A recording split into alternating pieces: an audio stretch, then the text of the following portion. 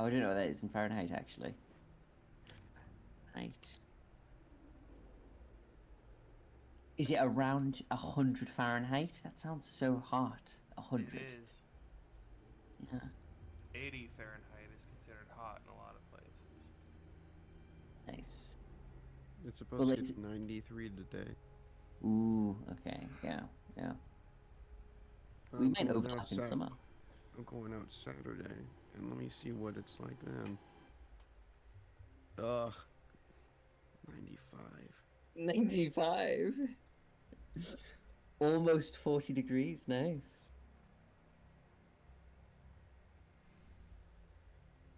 Sucks. So, Okay. I've just been informed by Vlad that he is going to be unable to attend this week. Oh no. Alas. He's having some work stuff building over into the night, as he mentioned. But he has checked the Queen's treasury and he told me that he wants the potion. Oh, is it is the potion of giant strength? Was it? Is that what it Oh, was? that's right. I mean, I forgot to check that out. Ah. it's okay. I mean, we're gonna do it in character now, but these were spoilers here. Nonetheless, it's not like Vlad has to take this. He said that he is interested in it, and if no one else is, why not? And as you know, Juniper is not attending for this month, so we're gonna have her next week, as far as I know. I'm going to contact her as well. So it's the four of us. Can you? Hmm? He's talking to his cat. Oh, Sorry.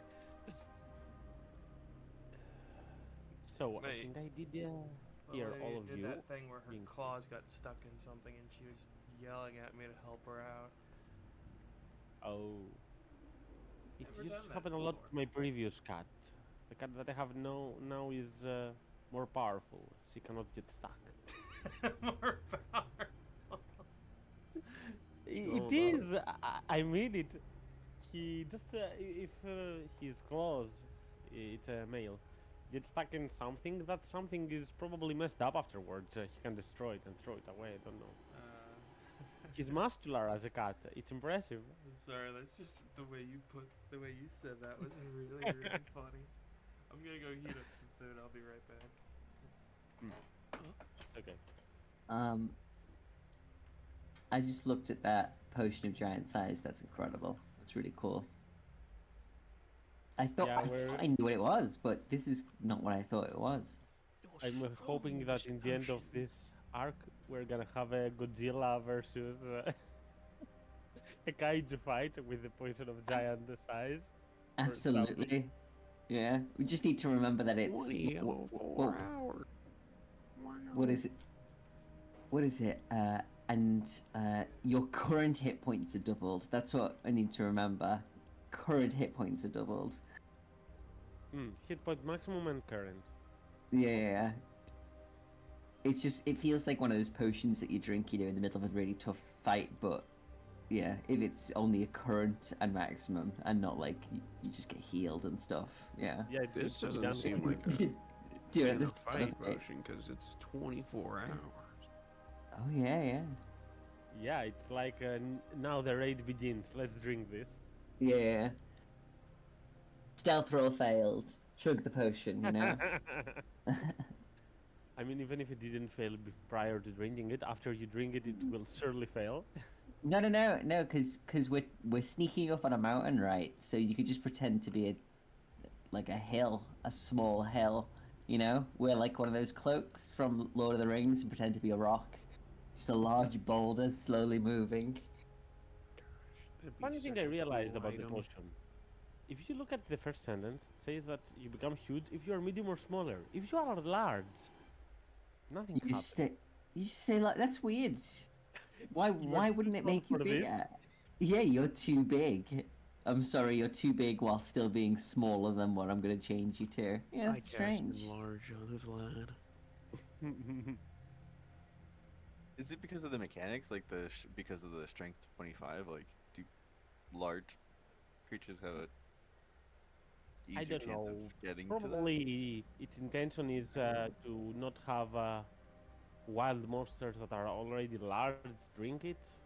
I don't know. Oh. Or perhaps because all giantkin are large, huge, or gargantuan, this is intended for non-giantkin to become giant.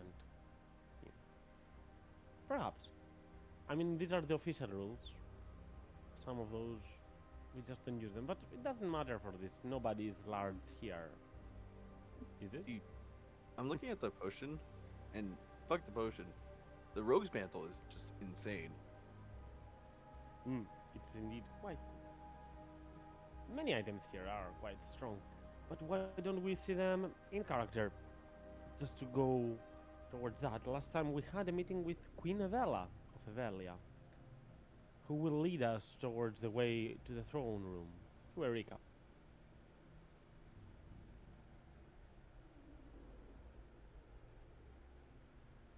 Come on, blood is missing. We need volunteers. Yeah. Oh, that's true. I'm really bad at recaps, guys. I don't want to do it.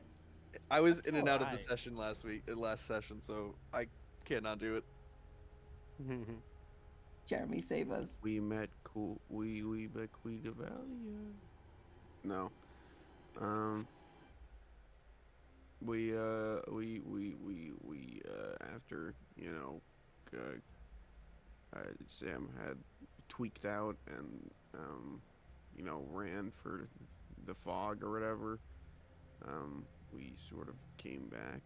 And we're like, okay, we need to rest on this, figure out what the fuck's happening, and then more confusing shit happened because that's how our lives go. We were visited in our sleep by mysterious items that came for mysterious reasons. Some of us taking them and keeping them on our possessions, and some of us throwing them in the trash. But we eventually reconvened, and everyone talked about them. And initially, Sam was gonna be like, I didn't have anything. I didn't get nothing last night. But decided to be like, okay, yeah, I did, but I'm pretty sure it's literally just as plain knowing what's wrong with us and wanting to fuck with us terribly. So yeah. And we were like, okay, well, that's cool. And we got told, we're gonna take you to see the queen because she wants to see you because she heard some stuff about you. I'm like, oh, okay, cool. But on the way to go see the queen, we stopped in the alley to have that talk about the plane hating us. And we met Marletta, who was talking to ghosts and creeping people out, mostly us. And yeah, mostly just telling us how terrible her life was and everything. So our group was like, oh, well, I mean, it doesn't have to be terrible, you know. And we tried to help her out, suggesting that maybe we could possibly come back and teach her how to do stuff with dead people better, so that she doesn't have to keep harvesting. I think it was ashes or fat to make candle wax in order to do so. And she seemed pretty amiable to that. Brandon seemed like he was going a bit cuckoo still from all the crazy shit, which is understandable. But hopefully we curbed that. We started heading to the castle, and we heard some yowling from a pained man who was like, "Oh, I'm in so much pain," and everyone else was like, I don't want to deal with this right now. So we went down and we were like, hey, that's not the guy. It was a random dude in an alley, and Prior to the palace, you mean? Okay. Yeah. Here. It was a guy from Primeval, obviously, by the mustache. unfortunately, this primitive citizen has been trapped in this plane. Uh, Sad times. But he was an addict, and it seemed like whatever treatment he was using was fucking with his legs. So we were like, okay, well, I mean, stop using that shit. If it's hurting your legs, maybe you should try and get something else. I don't know. But then he was like, I'm in so much pain.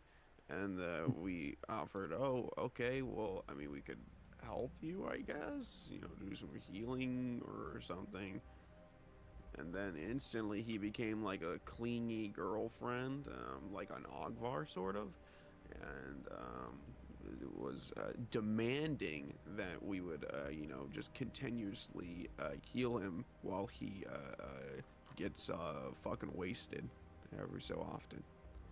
And by every so often, that means every day. And we were like, oh, well, this sounds like the beginning of a toxic relationship, so no. And, yeah, I can't remember how we resolved it. I kind of hope that we just left him there, but it is what it is. And, we went to the castle, where, Blood Hunter Mick monster guy, was like, before you go in there, here's some words of warning. And he gave us some words of warning, and I can't exactly remember what they were, but I feel like it would have something to do with, you know, maybe, I don't know. I feel like he gave us some words of warning, but I can't remember them for the life of me. But he was really cool. He seemed really, really hot, and that's the important thing. He was like, okay, well, I'm gonna take you to meet the queen, so don't fuck it up. I was like, okay.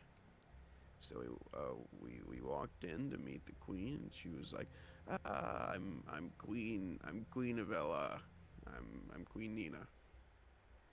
And Nina was like, well, I'm Nina.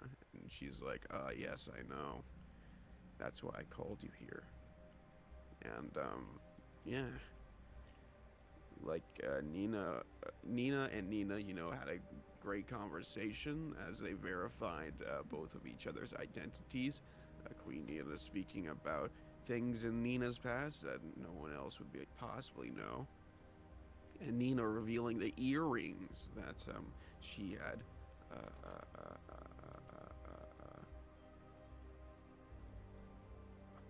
word. I had the word, and it was gonna sound so cool when I said the word. Profit? Not proffered. No. No, that's a cool word. No. Gifted, bestowed, No, it was like pilfered, you know, purloined, like hide away. It's like hide away, like the word. secreted, sequestered, I'll think of it. But anyway, she Stashed. hid away the earrings, and God damn it, it was gonna sound so cool when I said it. look at it. Queen was like, "What the fuck? How'd you get those?" And she took them, and yeah, she was, or no, wait, she was like, "How'd you get those?" And she like moved her hair to the side, and she had them on. Mm. And yeah, Queen Nina like was more willing to believe us after that, and Nina was like, "Okay, well, we wanna help you out, dude. You're being really weird, but we really want to help you out because you know you're my dang sister." Queen Nina was like, "Oh yeah, you really want to help me out, huh? Okay, whatever, dude." But after like you know some deliberation, she was like, "Okay, fine. Send your slaves out so I can speak to you alone." And Nina was like, "Oh, we can just go to the hallway." And yeah, Queen Nina was amiable to that and walked out. And Queen Nina and Nina Prime both had a convo about, you know, why the hell Nina seemed to care about us so much, or rather, her original group so much. And he was like, I don't know. I just love them. I care. And Queen Nina's like, come on, dude. Are you serious right now? What the fuck? That's very cringe. This is so funny. And then Nina was like, it's not really that funny. I like them, and I'd probably die for them. And Queen Nina's like, okay, dude, whatever. And she was like, okay, well, I need you good to go to a freaking mountain and, kill a god. Is that cool? And Nina was like, yeah, sure. Easy. I think that's where we're at. That's pretty much. God, I mean, word. there were a lot of details from your head that I didn't even remember. Perhaps there was extra sauce on that flavor of this, or I don't recall the session correctly.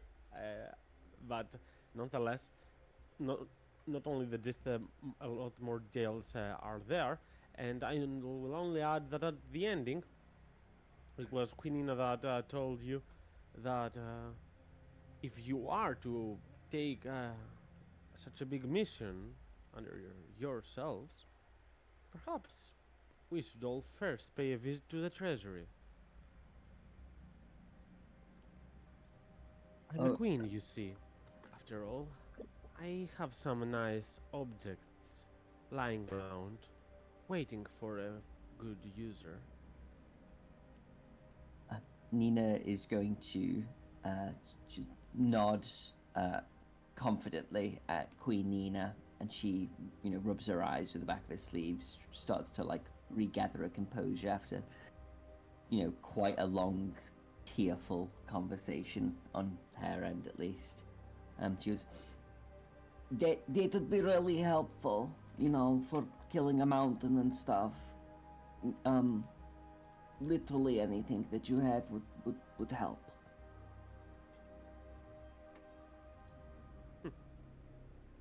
The queen will smile, and as she takes some steps and passes through all of you, will say, "Follow me." But I should warn you of one thing. I have never let a single person ever in my treasury.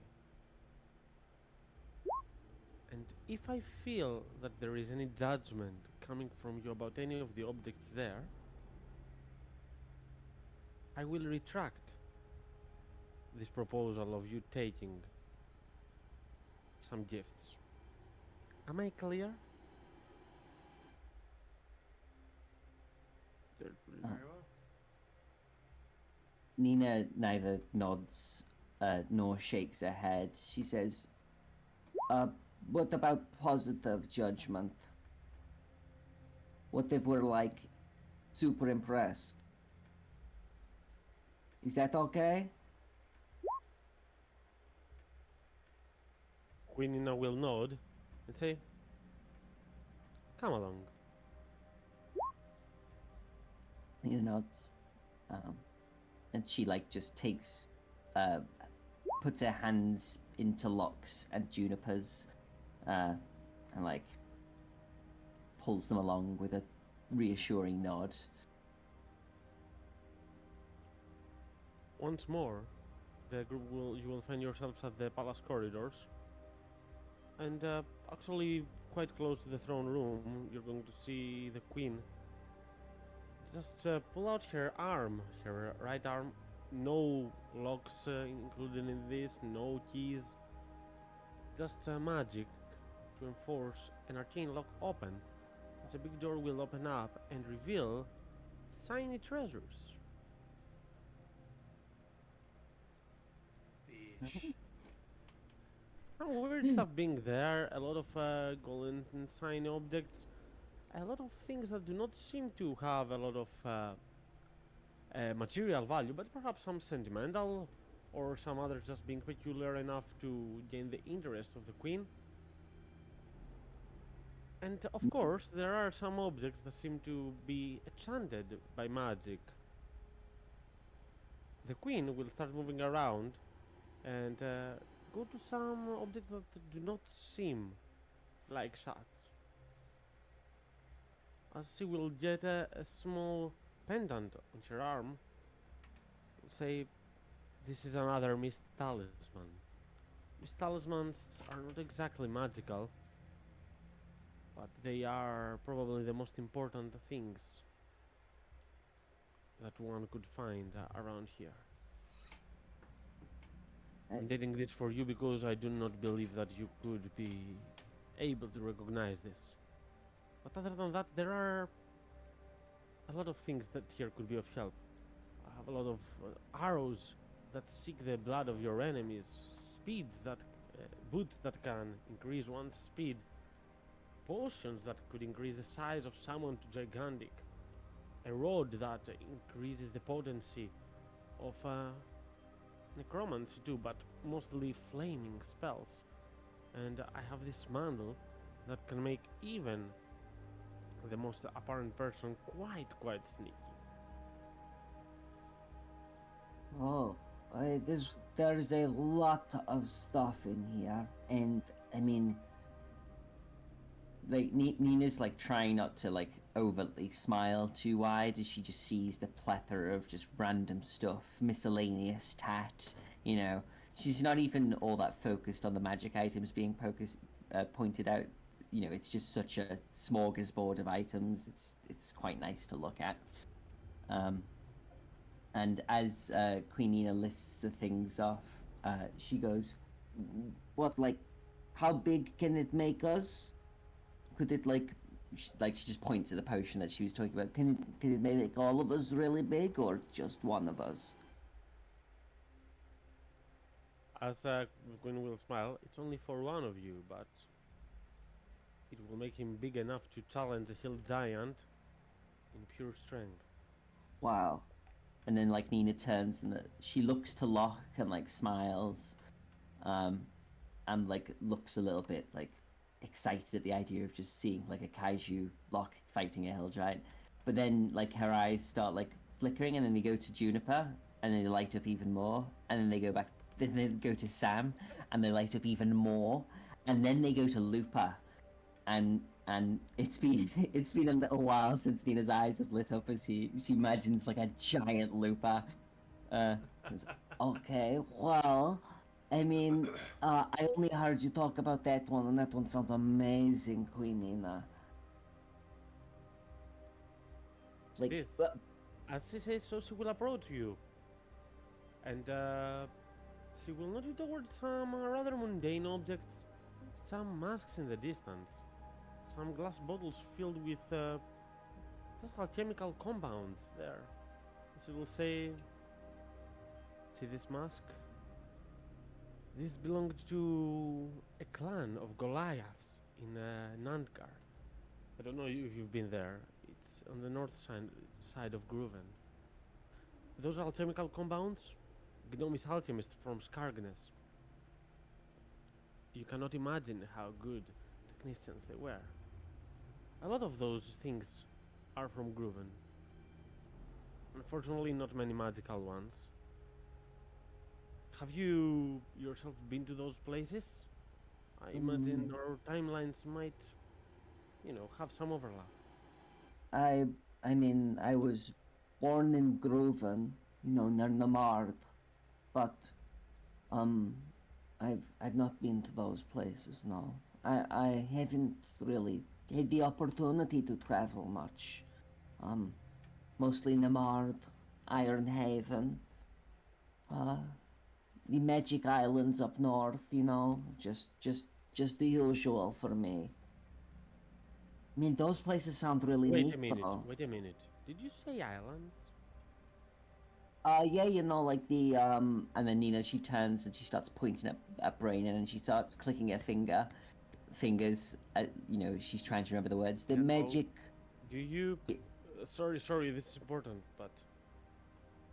Do you get along well with, water? Me? I mean, no. I've had a. Oh, jeez, I've had a lot of water experience recently, and Nina can't swim, and it's not nice, and it's horrible, and it's like a, just I know, just right? yeah, it sucks. It's the worst. Yeah. Thank God there's no water around here. Thank God. Wait, so you don't like it though? I hate it. What do you mean? I, I, I don't know. I I just get dizzy just in the idea of being around it. well, the first time that I knew that you existed, like I was drowning a little, and I saw you, and you had a giant boat behind you, and you're like under a lake, like with a crashed ship, and that's where you talked to me. Was when I was under the water. Well, I did not. No, no, no. You. Yeah, I get it. I mean, it was other Nina that you call her Bina, on the lake. Although it's still weird that you had the ship behind you. I mean, that she had the ship behind her. I mean, I should have asked about that. It's actually not as strange as you might think of it. A lot Oh. of people, when they make creations, constructs, because Bina is it's not exactly a living being, just a part of me. Hmm. Well, you make them to be able to do things that you cannot, or you would not. I guess it's like An having a experiment. kid, right? You make kids do things that you do not do. No, no, I mean like, and like Nina like turns to Juniper and like goes silent for a second. Like you want kids to be able to be better than you, right? So like I can't swim, so if I had kids, I'd want them to be able to swim. But if what one didn't, I guess it might be right.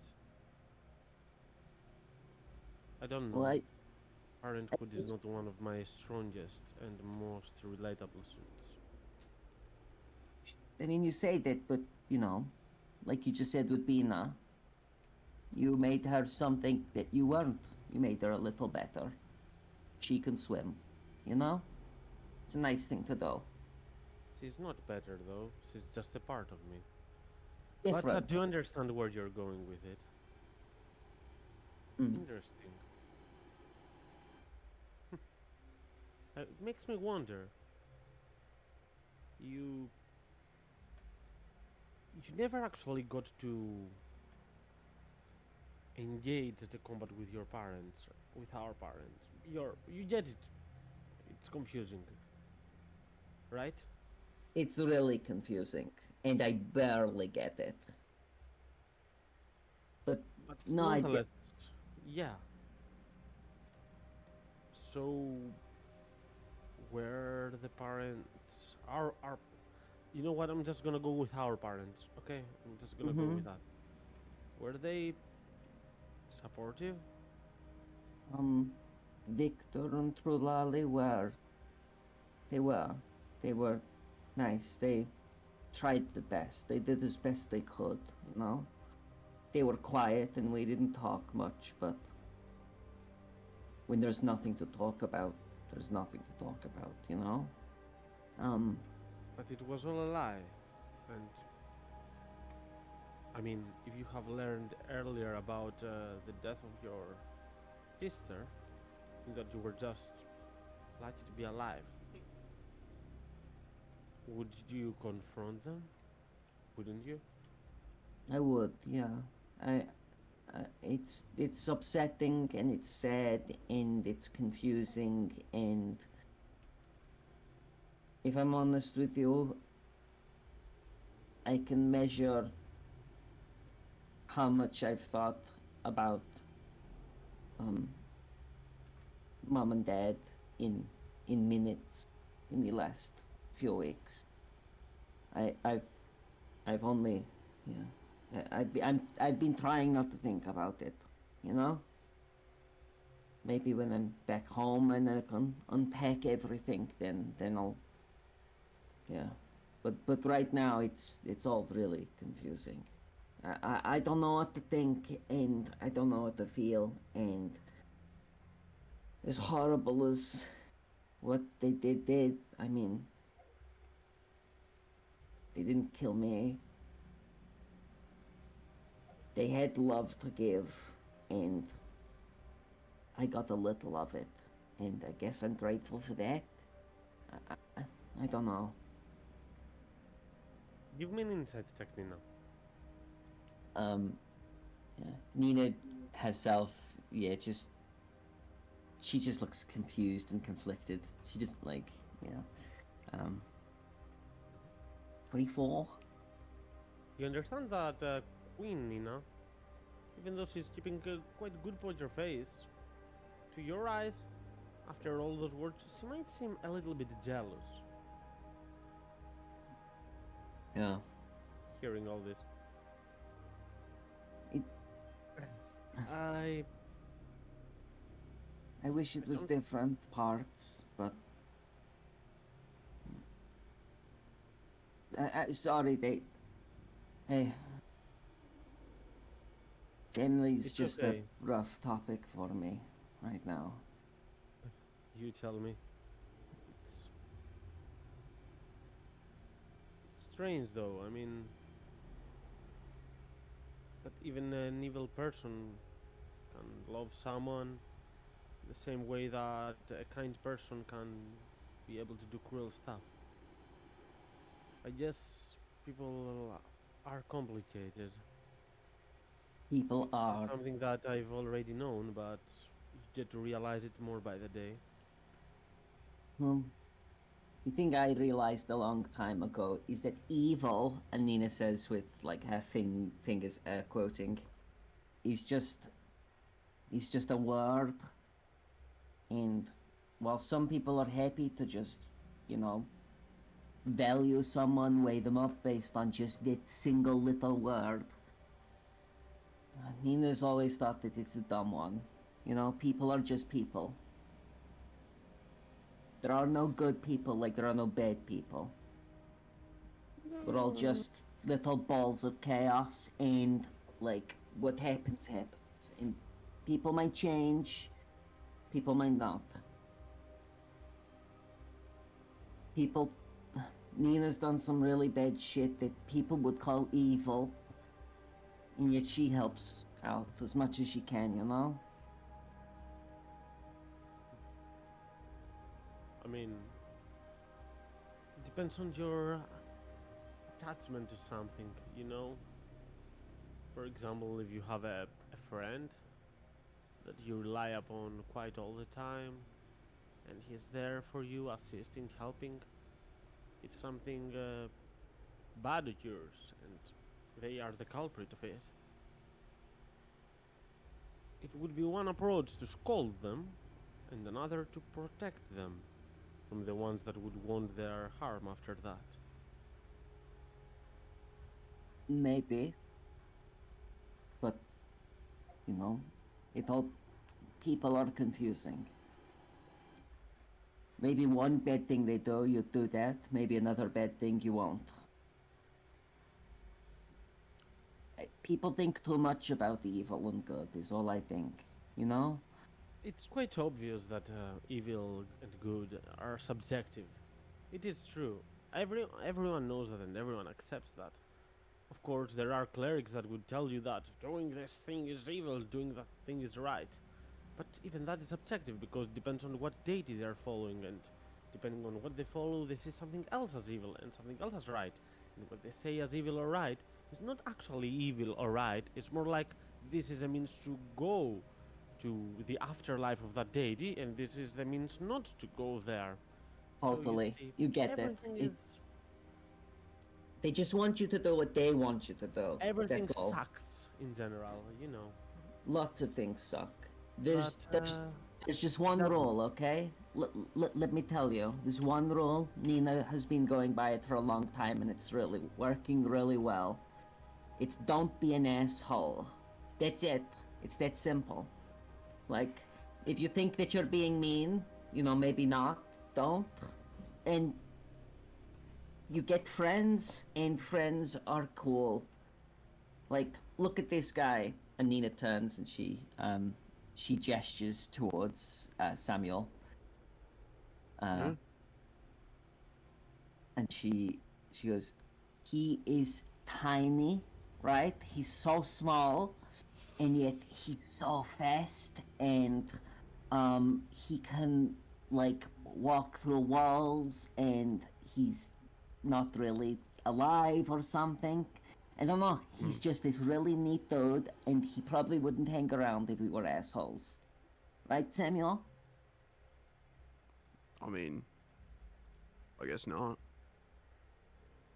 And I've left people before for being assholes. yeah, see? And Belgos over there is a doctor, and he has some, sorry, they have some political beliefs, I'll say, that I don't agree with. But because they're not a jerk about it, we get along super well, for the most part. And we laugh, and we cry, and, you know. Sorry. Don't be Oh, an asshole. Interesting don't be an approach. asshole. So Isn't that easy. though a bit of a very low standard? I mean, Mm-hmm. It's the lowest standard, like, of anything. Don't be an asshole. And yet some people just can't meet it. you know what? I won't complain about that. In that aspect of my life, I'm quite happy. You see, when you're the queen, no one's being an asshole to you. They're too afraid. Fear's good, but love's way better. And it says, and she like gives Locke a nudge in his ribs. I mean, whatever one has doesn't matter. Respect in the end is the same. It's true. It's true. Respect is respect. Love's way more fun, though. Well, I guess in the not being an asshole clause, that includes not stealing from a place like this. So I will trust you to not be an asshole, plural, and take your time here. See if you can find anything worthy for yourselves to equip. And Thank you. I'll be waiting for you at the throne room to see any final details about our plans. Okay? Thank you. And thank you, Queen Nina, for like sharing this stuff as well, though. It's also like a not asshole move, so and Nina gives a thumbs up and then gives a little clap. Thank you. That said, and of course I'm willing to share that stuff. In regards to missed talismans, I understand that you already have a couple on your belongings, right? I think, right, Samuel? Yeah. How many do you have? Beach, why did you ask me that? I just have one, right? One, Pretty sure and then the other guy never really gave us one. well, we got one from Loam, so that's two. Well, we got multiple from Loam, but we also, I thought that he took them back. Well, no, he took so the first one out of the stomach of the giant that got taken back, but Yep, he then gave us I know that one that. back, right? I know that, but Loam, when we were at the fog, was like, okay, well, I'm gonna give it to you because you're just gonna run in. But then he was like, actually, they're really expensive. We're gonna take it back, and you're gonna have to talk to the queen. In my in my mind we have three, which is You have one from Loam. found three, and assuming your belongings you have one or two. That's pretty much the case from what I get, right? Oh, Sure. I thought we just had three total. One from the weird shadow dude in the fog, one from Loam, and one that Samuel had. One Samuel got was from the dude in the fog. It's the same one. Okay. Yeah. Sorry. Apologies. So you, Yep. you have that one, and you found the other one that right now Captain Levi has it, or whatever his Loam. name. Loam. So you have one, okay. So the queen will One. say, I can arrange for you to get a couple more, but if you are to go on this mission, each one of you needs to have one. In this room, there is this pendant And this pair of earrings are considered Miss Talismans. And she will hand them over to you. Say, be careful. It's easy to lose them because detect magic cannot find them. But they have strange magic that is just undetectable. The magic of the mists. Keep them with you at all costs. And there is a shopkeeper that might be able to help you. You know what? See what you can find in regards to equipment, and we'll resolve the Miss Talisman issue later. I Oh, have an okay. idea. I mean, this. Okay, well, that's. Thank you. Like a ton. We actually. That's. We totally needed the talismans. We thought you'd only have one, but if you got like more, that's great. Thank you so much. That helps a lot. Well, if the crowd around knew that I had more than one, I'm sure they would want to take them. So yeah, let's better keep it low. So we have 3, right? Consider No. the one of Captain Loams already in your possession. I mean, you don't have it right now, but who gives orders to Captain Loam? That'd be the queen, right?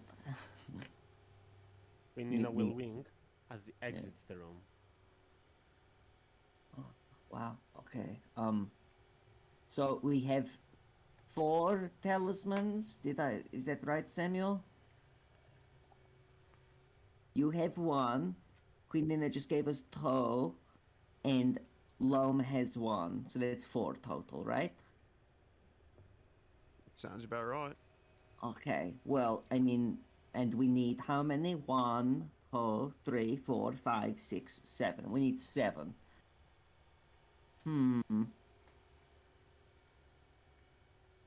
Any ideas? Whether it's the shopkeep that she just suggested might know Yeah. something. Oh, We that's could- true. Okay. No, we should definitely just start with the one that she just said, right? Start with the definite, and then we can do our own, like, look-sees and think-sees. That makes sense. We could try well- and find a board or something and put out an offer for any other talismans. Also, good idea. We can do that too. That'll be easy. You know, because these things are like weird little talisman things, and they're magic but not magic. Do you think the little girl that's not a ghost would know, Marietta? It is possible. What do you think, Samuel? You know, I only ask you because I feel like you would know more about the not ghost girl than me. I don't know. I mean, you were there. You talked to her, right? She said, you know, she saw ghosts. Did you get any weird like vibes with you being a ghost and all? I get weird vibes from so many people. It's kind of just a vibe now, honestly. Anywhere I go, just anyone I meet, just seems to have some weird tick about them. Do I think she could be helpful? I mean, she talks to dead people, and dead people know a lot of shit about where they are. So perhaps they would know maybe the location of one. I don't know. Well, yeah. Well, we'll put her down as a maybe. Okay, well, that leaves, well, 2 things that we need to deal with before we leave this room. One, who gets what out of these weird magic things that, you know, Queen Nina has let us take? And 2, what's the weird thing in all of us that you see? Samuel. Alright. Mm-hmm. Do you want to do it in that order, or do you want to... I think Swip I 'em, would flip- like to know flip what 'em. Samuel thinks. sees You want to most. flip them? I agree, Brandon. I agree. That works for We'll me, I flip 'em. guess. So you could start with whoever you want. You could start with Looper if you wanted. Right. I mean, to be completely honest, I don't really know anything about your dog. I'm not really an animal person, so Um, I mean, looking at this fella right here, points at Brennan. Uh, well, honestly, you don't strike me as looks at all your plant covered gear, like a sailor, but you got a bunch of weird tentacles coming out of your chest there. And I've seen them like stretch around people, so I mean, that's kind of a juxtaposition. And you got like a weird sailory sort of talking. So that's the vibe I get from you. Looks at the cleric. They're mean- called octopoles, by the way. The octopus arms that he's got on his chest. They're called octopoles. All right. Where did you learn that? Doesn't it make sense? I don't know. I'm asking you. I mean, I don't know, maybe from a restaurant or something. You know, when we were at the docks. I don't know. It makes sense though. Okay, I'll have to look that up because now you have me curious. Yeah, it's in the name, so. I'm gonna hold you to it. If you're correct about this, name it what you want, but works. I want to take this on as a bet. I'm probably right. When we get home to Millstone, we're gonna settle this bet. Sure. It's fine by me. And like I'm pretty sure that Dina's right, so. Fair enough. But carry on, Samuel. What do you see in Dina? Well, I was No, gonna keep go on going. the Do your podcast. other. I've never really, met like a doctor or anything. I mean, I have met a doctor actually. That's where I learned, like, I was, partially dead. Not very partially, like mostly, but they didn't really have like a bird mask or anything. Let alone like cast spells. It's not really a thing they did. Mostly the bird mask. You got a nice hat though. I really like it. It's Thank you. So hold on. So your weird tidbit about Belgos is that they have a bird mask. yeah. I've never really met someone else like that. Well, I Okay. guess I've met a couple people in Vorthen. Like they have a very big mask culture there. They also have a real big asshole culture. So, Actually, they're quite nice. tell that to the woman that killed her kid and tried to raise it as a undead thing in the basement in a farm. Well, I never met anyone like that there, so No, I mean, we yeah, did. maybe there's an outlier. I feel like we had a conversation about evil and like that not everyone's 100% evil, but I'll leave that at that. That bitch definitely 100% evil. No, I know. I was very conflicted in when you said that because I know quite a few people that are strictly evil and are just horrible, horrible beings. Not many of those I'm involved in though.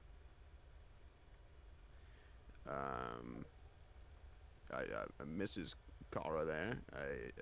I mean, frankly, I don't know if I ever really met a tiefling. That's not the weird part. I mean, the green hair is like.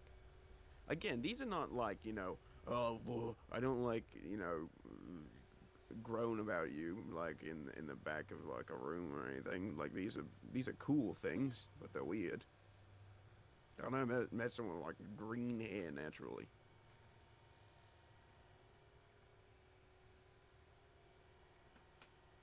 She's so also the happy to fact hear she you say murders that. people. But that's okay. She does not murder people. Murder is a thing that you go to jail for, okay? Okay. So if you don't go to He- jail, it's not murder. No, if you kill somebody in self-defense, it's not murder. Just Belgos remembering the conversation of her basically torturing a prisoner by casting blood on him over and over again. So wait, hold on, Samuel. Aren't you like a law person? Don't people Yeah. going to jail? Yeah. You're one of those, right? So Sure. so like, Juniper's not a murderer, right? I mean, I feel like it strictly falls under self-defense in most cases. Okay, great. It's not technically murder in that sense, no. But, Technically it's fine. people are getting Technically it's good. killed. That's all. Mm-hmm. Which isn't a big deal. I mean, like, you know, what are you gonna do if people are gonna fuck with you, right? Mr. Locke there, I'm just gonna say it. He like sometimes he fucking goes weird and has like beastly claws and stuff. I mean, he turns red. Like But not it- even like he's real angry or anything. He's like he like literally turns red and like has spots on him. It seems like you're just judging him for who he is, though, because that's like part of him. Isn't that what you asked me to do? Is to look at what's weird about them? So I mean, yeah, but I didn't think you'd be like racist or anything. you question me about what I thought was weird, and then you're now backing out on me telling you what I see as weird. No, no, no. I'm What I like in can him. see is very few things. I I'm, can't ju- look just, into your soul. I'm just saying, just because he's got a little sled in him, you're kind of focusing just on that. Well, see, you say that now, and now it's making a little, sort of a little more sense and sort of a little less sense. I have met a slad before, and Were they fucked up names nice? as are. Nope, Okay, yeah, we've never met a nice one either. like the worst people. Mm-hmm. But he's not. Yeah, that's weird. So you should. Yeah, that's the weird thing you should be focusing on is that he's got sled in him, but he's a good guy. Well, I didn't know he got hit by a slide Oh well, until now. We don't really talk a lot. no, spoilers, but now, yeah, he's a little. I mean, he's a little sleddy, just a little. Now I got to think about Sorry, it. I wasn't Lucas a listening. hat. I thought that I could have that, as Locke will point towards the person of giant size. Seems like very fitting for me. You can totally have that, or Juniper. One of you two can have that, I think. Or Lupa, also just a suggestion. I guess Locke will take Juniper on the side and discuss about this. Mm-hmm. Don't take Lupa with you too. I've never seen like a dog or like a wolf. Sorry, a wolf with a hat. I guess that'll be the weird thing. I guess It is. it's pretty much a pretty mundane wolf. Is That's from Nina, actually. Okay. uh-huh.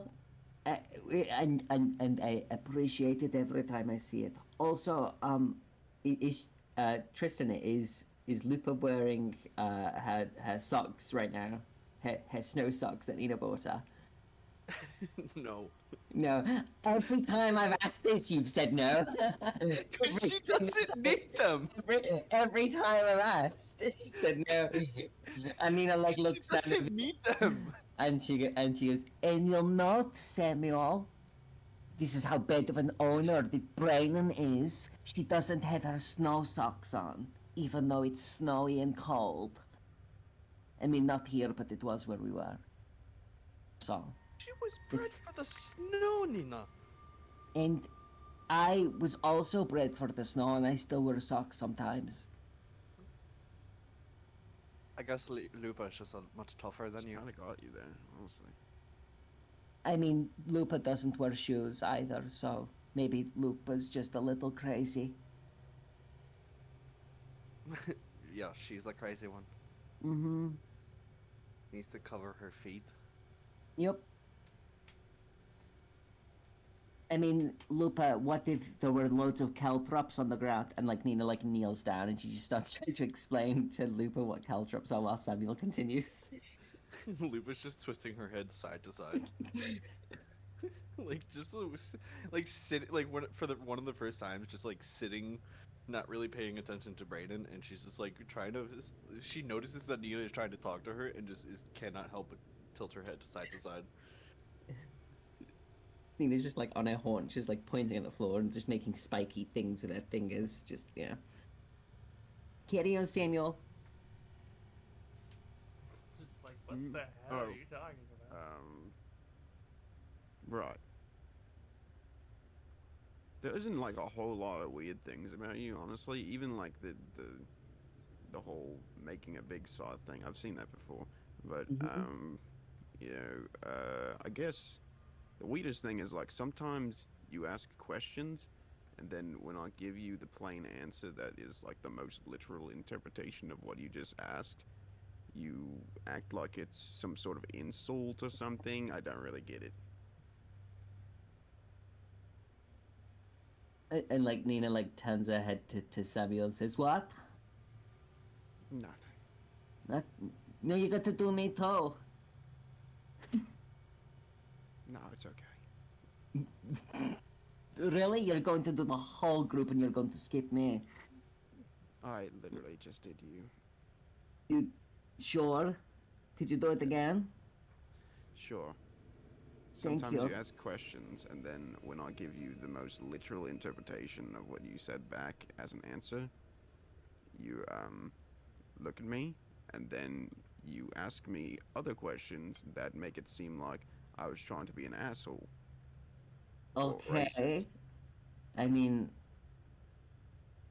I it's a It's a weird conversational quirk that I picked up on. well, it's hard for me to like, I can't like point at that and show everybody in the room that that actually happened. You get what I mean? Yeah, definitely. Like if we were sat in a courtroom Mm-hmm. and I asked you to like, prove what you just said, you couldn't, right? Well, no, because it's not completely visual, but I've learned that I shouldn't base everything off completely visual things when I answer you. That's so good that you've learned not to be racist. Yes.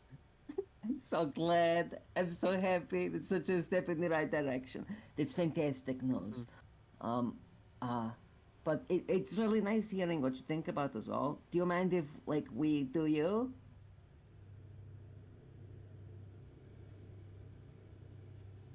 The weirdest thing about Mhm. Samuel is that he turns into a ghost, and when he gets, like, stabbed, it looks like he's made of cheese. And that's it. That's all the weird thing about you. Cool. So, yeah, I mean, it's not racist when I only do completely visual things, by the way. I'm just pointing out weird quirks in your, like, person, body, Mhm. ghost body kind of deal thing. Mhm. Yeah. But that's it. That's all. That's all I wanted to say. Yeah. Brennan, I've taught Lupa what caltrops are, and I think we can now, like, just pick these magic items and leave.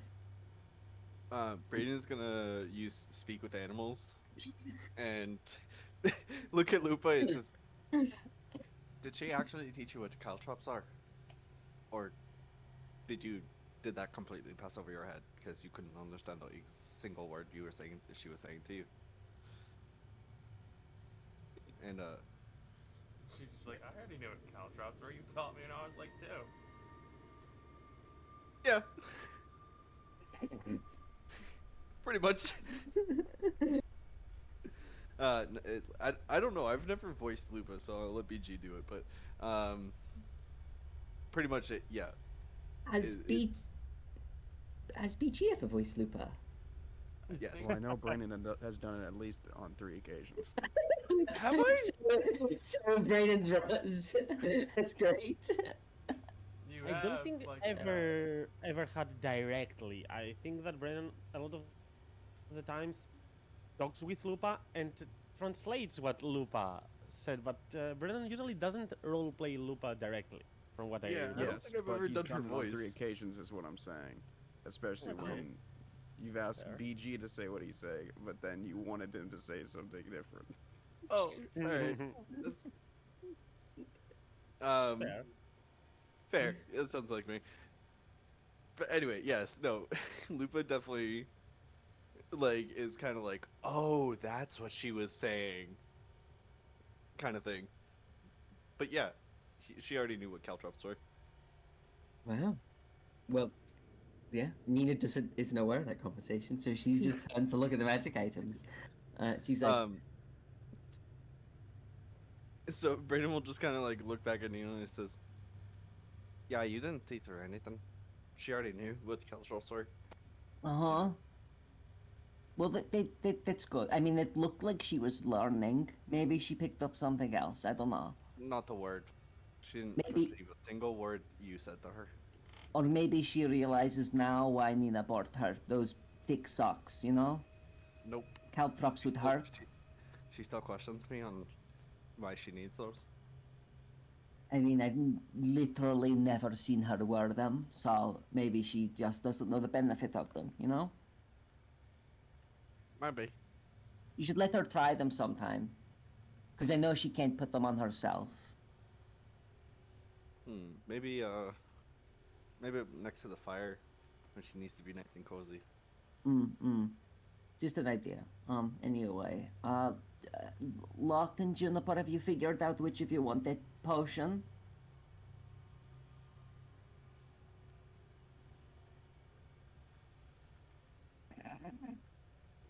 Locke Nina's will just turn towards your side and will say, "We figured it out.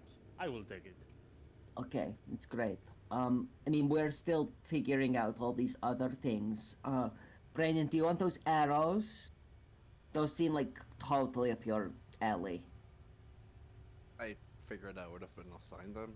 I couldn't imagine that anybody of you would have used them. I think Locke might like to throw them, but yeah, I think you're probably better, you know, with your bow and stuff. Alright. What about these little bootsies? They look cute, Nina says as she like walks over and like lifts them up and turns them to present them to the whole group. I don't know what they do, but they look nice. They're green. Juniper, that's kind of like you, but you've got your big Ugg boots on right now, so, you know. I want some. Does anyone want these speedy boots? They do seem quite good. I mean- got boots I'm quite partial to. If nobody else will take them, I would. Nina like Already turns ever so slightly away from Brayden.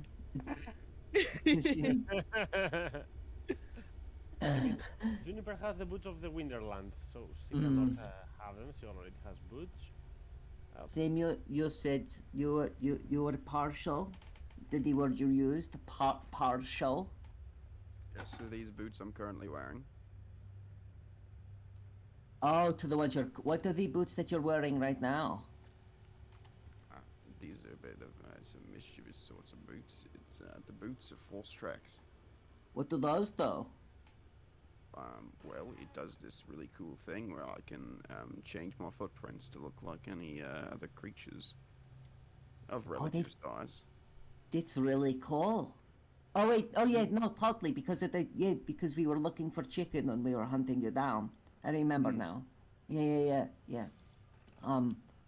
Okay, well, I mean, somebody should take them. Brennan, Belgos. I would quite like this rod, but I wouldn't say no to the boots. I simply don't want to be selfish. I mean, it's not selfish if nobody's taking them. Very well then. There you go. Who's claiming them? I think that was Belgos, Okay. or yeah, It- or if you want them, Preston, I guess that's Brennan. It's an option too. I mean, I guess you do get hit a lot when you're running away from people, That's actually so true. like They constantly, were right? literally made for him. I'm not. Bel- not confused. Bel- Belgos, hear me out. The time that you'll save not having to use your medicines on Brennan because of the boo-boos he doesn't get because he's not getting hit so much. probably outweigh the benefit from wearing the boots yourself. Belgots will like nod and they'll just say, very well. I was simply, I was hoping to take the rod more than anything. But No, that's great. That's good. That's good. So there you go, Brennan. You get bootsies, toe. And Nina like tosses the bootsies over to Brennan. Most of the damage Brennan has ever taken was just from It's from attacks of running. opportunities. Comments on it every time. Every time I'm like, there he goes again. just eating just wholeheartedly eating this attack of opportunity. doesn't your spell make you immune to attacks of opportunity though? No, the Charlatan Stride, but that's a concentration. spell, expensive. but It's Yeah. it's an expensive spell to throw. Okay, here's an issue though. From what I can see, Brennan, you already have 3 items that use attunement, so this is gonna be the first Ooh. one. Wait, what? Oh, Brennan. Oh, because of the tattoo. Yeah. Tattoo, longbow, and armor. All those require attunement. The no boots. What if the tattoo was on Lupa? Or the boots and Lupa. Oh, the boots on Lupa. We're doing that. No, it doesn't work. Oh. There are Yeah, items put for the tattoo like, on Lupa. horses and stuff like those, but I can take the tattoo off. The tattoo on Lupa is not a bad idea, Is it? right? I mean, is it actually an incredible idea? Does Fuck, Lupa I think it might be. bonus actions? It lets Lupa knock people down from 15 feet away. Well, it bestows a bonus action, Jeremy. Everything That's has what a I'm bonus saying. action, right? No, that's what I'm saying. Does Yeah. she have one in her stat blocks that Oh would be yeah. a straight up upgrade? If it doesn't conflict, Tristan. No, I don't think it does. And I'm looking now. She does have a higher strength than Bray. So it would make sense. Oh my God! How have we not done this? I don't know. How have we never done this? Because You've had, dude, this, you've had this tattoo for so long, and it's been a strength check the whole time. And you've had strength is way better than yours. That's no, but incredible. the disgusting Disgusting thing is trick. that if we give Lupa the tattoo, the disgusting thing is that she can knock them prone and then coil grasp them and not make them completely move. She can't get up. it's a good I- combo. Smelling how good this is. That's this is how we This know is we're happening? having this conversation. How I can't believe this hasn't come up before. Oh my god. Tattoo on Lupa.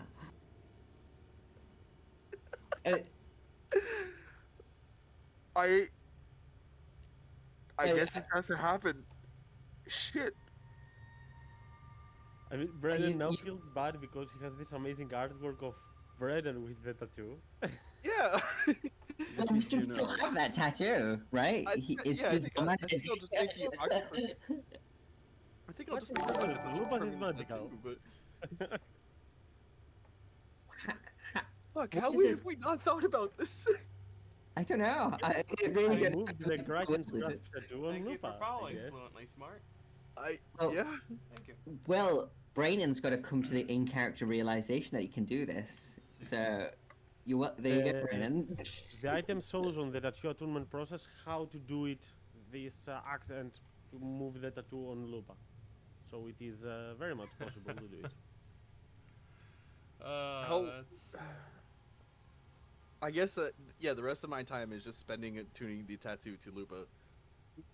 What are you doing, Brainon? Why are you taking your shirt off? I'm going to make I've thought about something. Uh-huh. I think I'm going to make Lupa a little bit stronger. But Are take you your going shirt to- off. Give her your shirt. No, I'm going to give her my tattoo. Belgots will just snicker to themselves. Are you going to give Is her that your shoes? allowed? Is that not like like animal abuse? Is she okay with that? I mean, I still have to speak With with animals harp? up.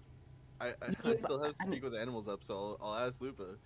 when Nina And got her tattoo, it hurt real bad. I mean, she didn't say it hurt, but it did hurt a little. no, Brady's gonna definitely look at Lupa and like kind of like have a conversation with her, and at the end of it, she'll just howl excitedly, uh, and Brady will just shrug and says, I guess she's fine with it. I mean, it looks like she's fine with it. It looks like you just gave her a treat. It's definitely a treat for her in her I sense. mean, if this works, this will be incredibly cool, Brendan. I hope you realize that. Like Lupa with a tattoo, I can't even imagine it. Like I'm looking at her. Nope. Nope. Doesn't work. Nope. Can't picture it. So please surprise me. Would Brady we is going even to be able to see it under all of her fur? It's a good question. Wait, what will it be on her skin, or will it like, because sometimes you I'm see hoping those. it's on her fur. I'm Well, hoping it's prevalent enough to show through it, or not show through it, but somehow be on her fur. Maybe each of her legs will get like a little octacle, you know? Maybe. And Brayden's going to start the attunement process with Lupo. He's first gonna like take off, like get out of like I don't know how it works. Take the tattoo out, like where it's just a needle now. And he kneels down in front of Lupa and it says to her, we're gonna make you one hell of a sea wolf. And they kind of like slink into a corner and kind of like start this process. But he definitely does wish that Siobhan was here to kind of like make it look more beautiful. Brady's just kind of going off of memory.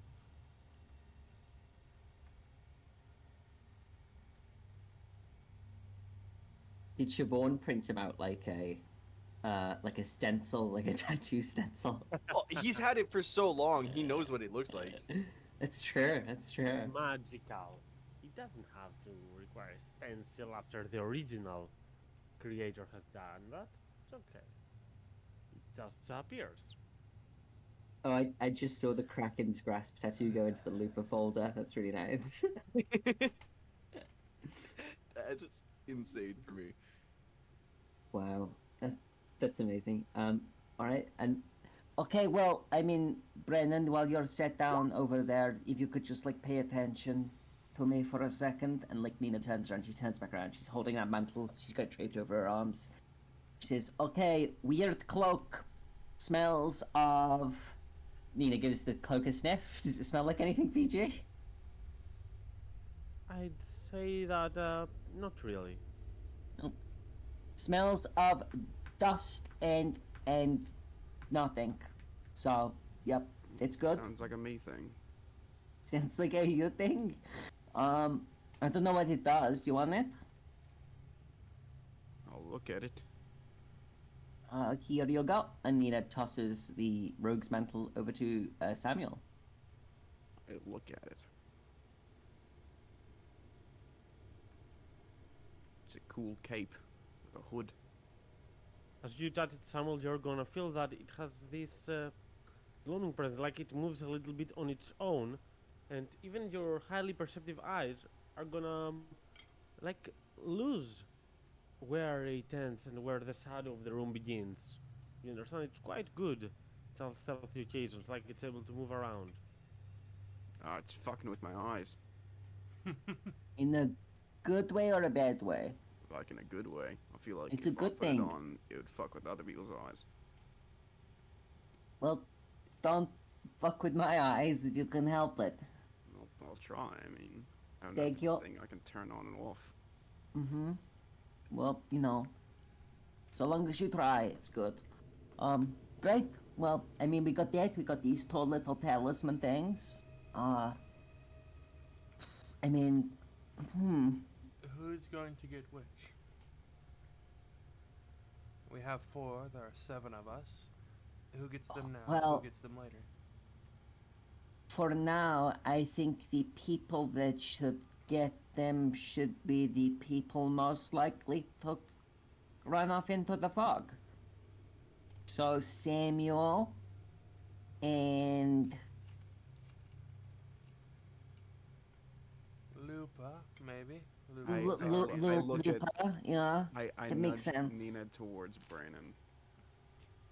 and Brennan because of Lupa. If Lupa runs into the fog, you'll follow her, right, Brennan? So you should get one. And I don't know. I kind of feel like you, Belgos, maybe. I did feel incredible You when I were- was in the fog. You were acting really fucking weird around those corpses. So You would note Belgos seems extremely low energy right now. Hmm. Yeah, you were acting real fucking weird around those corpses. And I'm not saying that's like, I mean weird in a, you know how sometimes Nina says weird when something isn't weird?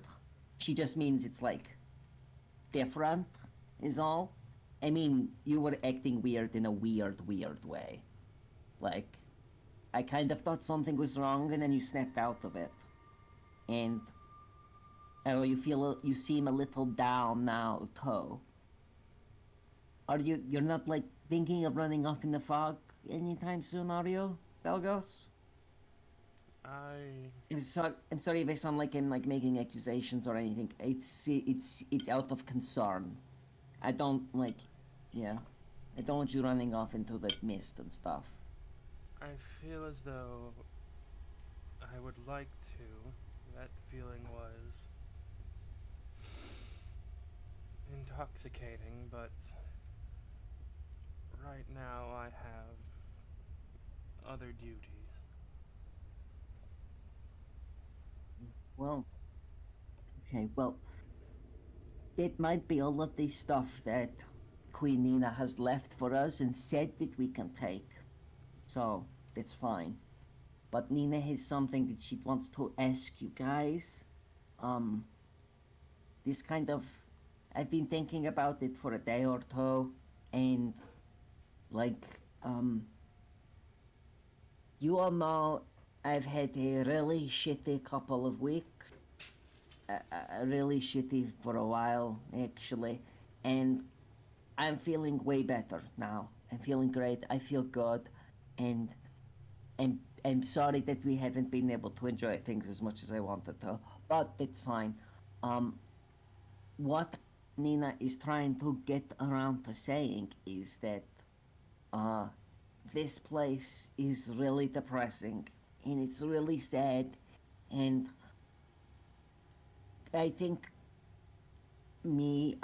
other me, Queen Nina, has spent so much time trying to make sure that she doesn't die and that the things that she cares about, and she says cares by quoting it, she spent so much time doing that she kind of, she focused so much on protecting that she forgot about, like, raising, you know? About just, this place is so shitty and sad, guys. I said it to Queen Nina and she kind of brushed me off, but I really think it would be a good idea if we do something nice for the people here. It You know? is a domain of dread. They're I kind know of it named is. that for a reason. And that's why everybody's so fucking miserable. But we've seen it since we've came here. We've seen people snap out of it for a little. Like that bartender. He was as miserable as everybody else when we walked in there. And in 5 minutes talking to him, being cheery and nice, and he had a smile and was singing, you know? I feel like this is a prison for Queen Nina. And what if it's like, you heard Oryx, right? They're fighting time after time after time. They just she keeps finding something else to kill, something else to rally around, something about this cradle, and it hasn't worked. And the part of me thinks that it's never going to work unless she changes or this place changes. And I think if the city was just a little nice, a little lively, a little happy for once instead of miserable and dying, then maybe whatever thing that lives in that mountain that has this connection to Queen Nina, maybe it'll let her go a little. Maybe it'll recognize her a little less. Maybe it'll think she's not this horrible, evil thing the gods seem to think that she is. If the people, the things, the souls, the spirits, the ghosts, the whatever they are that are here, if they're nice and happy for once. You know? I feel like if we just changed this place a little, just a little, you know, if we did something like a festival or something, it'd cheer people up. And I just wanted to throw that out there and just get you guys' thoughts. I would be willing to help, but as I said, I have a duty I must do first. Do you think they have a census office here? I don't know what that is. I've heard the word before, and I've spoken to people that say they're census people, but I don't know what they do. So I can't help, sorry. Fair enough. I think, you know, the idea of a parade or something, you know, a celebration is a great idea. Like, when they aren't being attacked constantly by giants. I think it's a great idea to, like, you know, separate them, Miss Queen Nina from the giants or whatever, but, like, I think our main focus should be taking care of the giants first before we start preparing for a celebration. What if it wasn't like a festival or a parade or anything, just like an event, you know? Well- Not everyone had to show up. So the walls could still be manned and stuff. Well, we'd have to organize something like that, so we'd have to ask Queen Nina, and then she'd have to be like, yeah, instead of going to the mountain right now and figuring that out, please do have a little get-together. Well, I just Make want them to. happy. Yeah, I am very averse to people dying, and it seems like people are dying every day to these giants, and I want to make sure that isn't a thing first before we start worrying about sure. morale. And I hear you talking about that, and Nina just thinks, and Nina like looks to Locke, that she would kind of like to get married here, is all, and wanted to get you guys input on it, and I've just figured if I'm getting married, then I might as well make it a whole thing, and I might as well involve the city, so that, you know, the people here are happy, you know? I can do And the when we ceremony, leave, they so give us something to remember us by. And that would be like a little celebration of mine and Locke, and you guys, you know, and all of us coming together is like a weird little family. I mean, this might be weird to you, Samuel, but yeah. I mean, Me if and you Locke- want a wedding officiated, I can do such a thing. I understand if that's the case and you want to do that before we go do anything dangerous.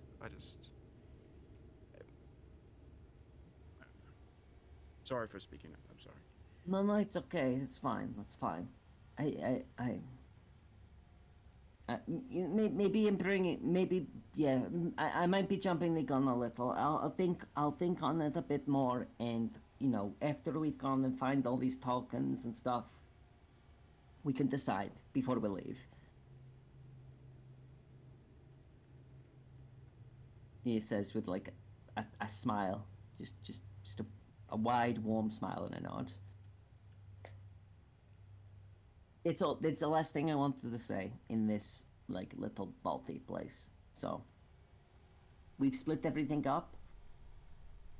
We can go, I guess.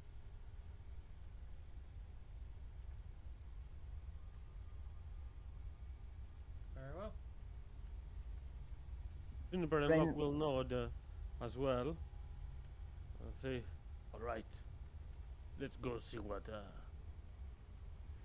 is this shop owner with the other missed talismans. It's what we're going to find out. And hopefully they have a bunch. And they're on sale.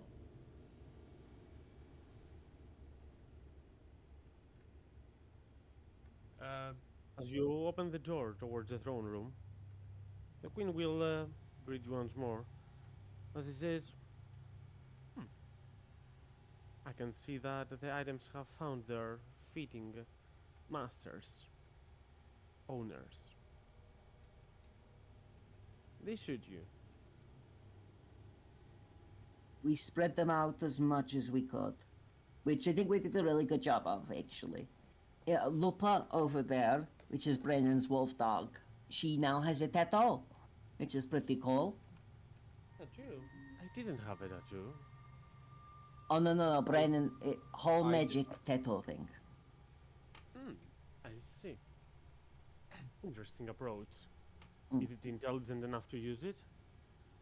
Aye, she's very intelligent. By the way, I don't exactly have room for these, and I feel bad that you're just giving us gifts. It's nothing, but it's all I have to give you.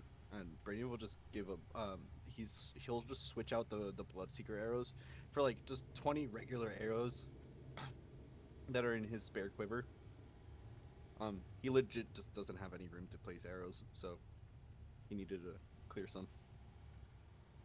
The queen will nod at one of her people right there to go gather them and take them away. As you're going to see the ethereal movement of this ghost-like soldier. As the queen will say, let's see. Nina, my dear, I see that you didn't take a thing. Oh, well, none of it was kind of my vibe, you know? Like, I'm going to just take a wild guess and say that everything cool that I would have wanted, you currently have. Because that's what I'd do. She will smile as she will point towards some of her trinkets, some earrings she has, the armor that she's wearing, and some Yep. other stuff on her equipment. Say, that might or might not be true. Nonetheless, I hope that you are not disappointed by what you found in the treasury. Nope. Lupa got a tattoo. That's cool as hell. It's funny that you remarked the only thing that I did not give you, but I will go just past that. No, you did. You gave, like...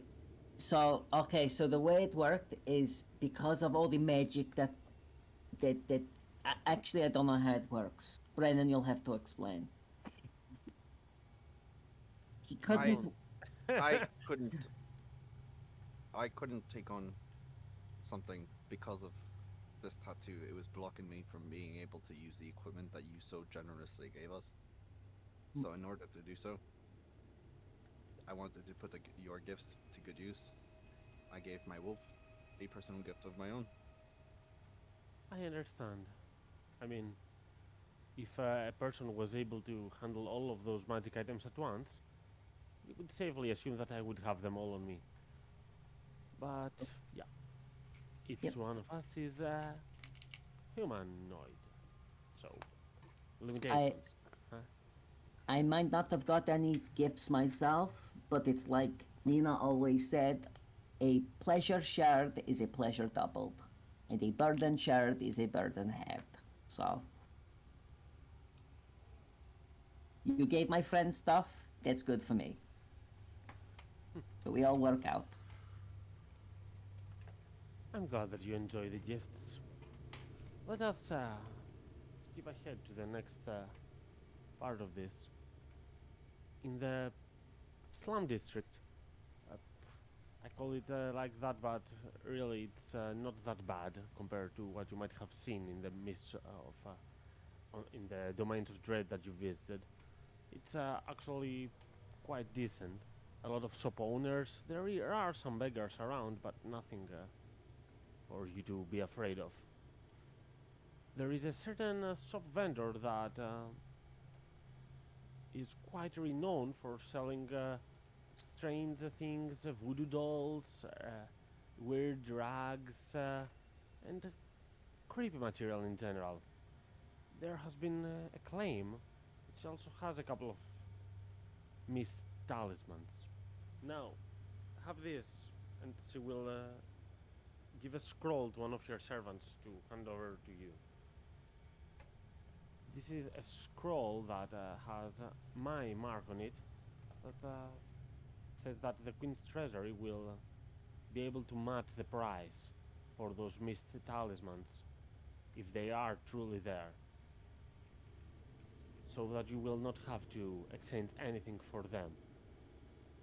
Well, I mean, it's really helpful. Thank you. That this will easy. This makes it all easy. There It's is a great. problem, though. It's not that simple. I Oh, mean, it should not be that much of a problem, but that shopkeeper, she's a weirdo. She's not from around those lands. She comes from another place, another kingdom. And she's been known that she does not ask for gold or such stuff in exchange. If that is the case, it's not like the Queen's Treasury can match the price. If it is any tasks, do inform me if there is any way I can help you with them. Okay. yeah, we definitely will, especially if they're tasks of a illegal kind, because we'll totally want to run it by you first. That sounds about fair. You will easily recognize your shop. It's the only one that the sign outside is not in common. It's in an unknown language that not even I understand. Oh, do you know like the name of the person that runs the shop, or should we just like act like customers that also happen to have like a writ from you? I doubt that I recall her name, but I guess that if you ask around there, it's easy for you to learn it. Okay, well, I mean, this is great. This writ will really help, and we will have these tokens real soon. I think, and I know you said it wouldn't, it might not be the best idea, but I just want to let you know, we are still thinking of ways on how to just bring a little bit of happiness to this place. Just temporarily, just to see if it weakens the thing that lives in the mountain. Just to see if it recognizes this place or you. I don't know. It's just a whim. We're going to try. This place is so weathered, and you guys have been through so much. Maybe a change of Well- pace will help. While all that is true, I must warn you, you are way too excited for this. Well- This, you understand, could be a suicide mission. It could. If you were just a random troop, I would not say a thing. Soldiers are always prepared to go out and die for the sake of their work, their line, their duty, their honor. You are much stronger than a soldier, but you're not exactly a soldier. You are my sister, kind of. I feel embarrassed just saying that. You're me. You are my alter ego. You are my sister. I don't know how to preface you. You are a close acquaintance to me. That sounds about right. The closest, I guess.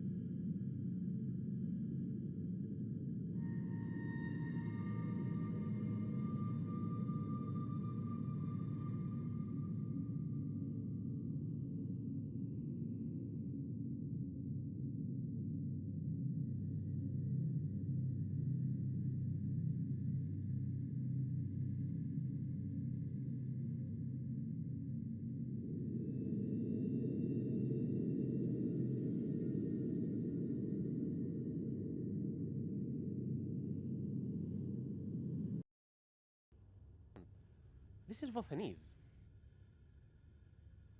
You do not know a lot of Vothanese to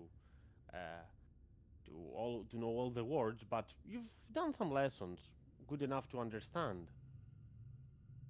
And this sign includes a name and the word soap in that dialect.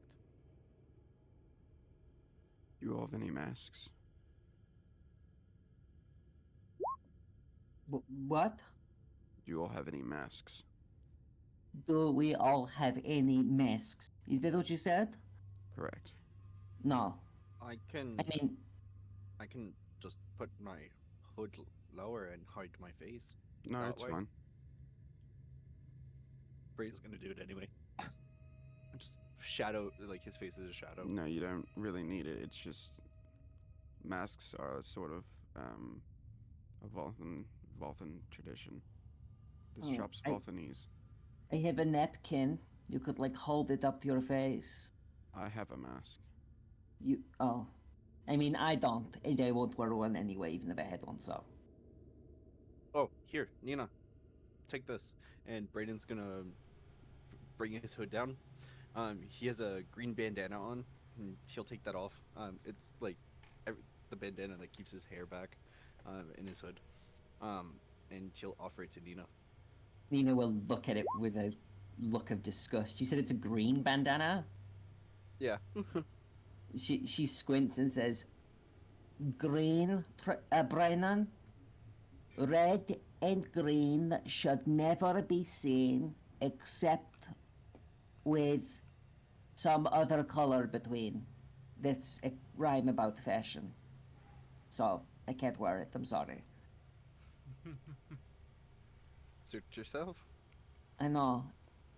And I mean, I wouldn't wear it anyway. I don't like masks, so. Why would I hide this? She says. Perhaps if she I'm has just a enraged, face. she will think that I'm wearing a mask, you know, with the red face and all. Or she'll think that you're a monster trying to eat her. Juniper will say, yep. Look, I think we should stay outside in that regard. Not that you are Locke, remember? But, you know, Yeah, You I look- get it. you look ferocious as fuck. And it's red. Okay. Well, I Uh, mean, yeah. Before coming here, Belgos would ask if the group wants them to go with, if the group wants Belgos to go with them, or if it would be alright if Belgos went to try and find a census office.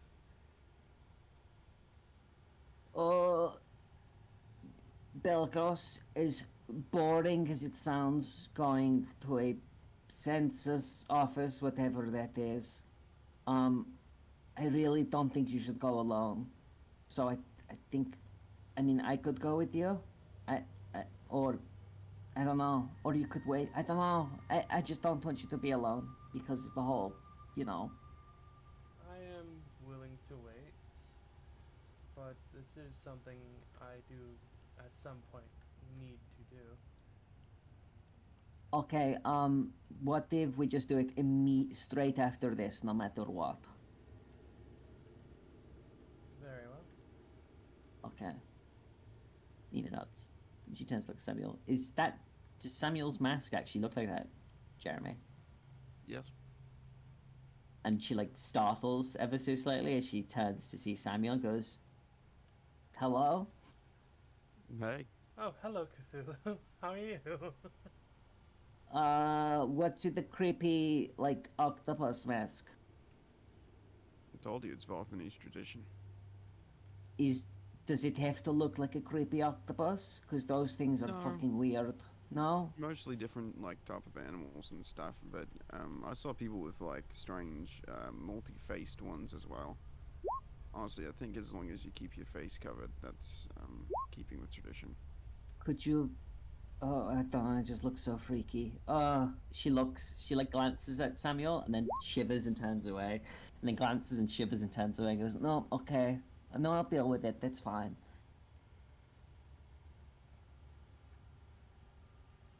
And with those words, I assume that the group will enter the interior of the shop. And so? indeed, a small yet strange shop it seems. But before we meet Avrukitha and her strange wares, let us take a small break for the middle of our session right here for a couple of minutes, and be right back to continue. Okay. ABG. Mm-hmm. I got something for you real quick, but Mhm. let's see. This will I be. got something for you too. Let's see. This Oh, will we be. we swapping dick pics. Let's see.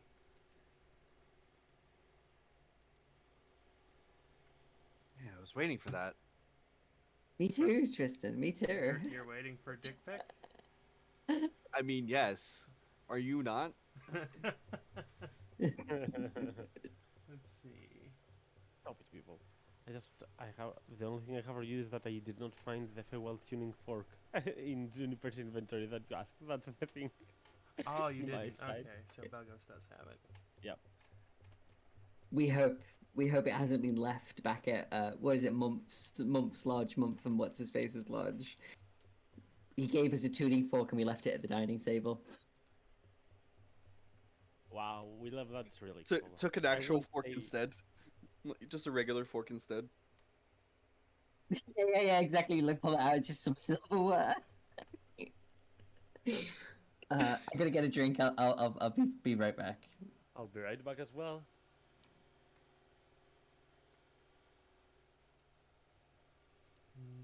Noise. Alright, be right back. Turn the music. When did the music turn off?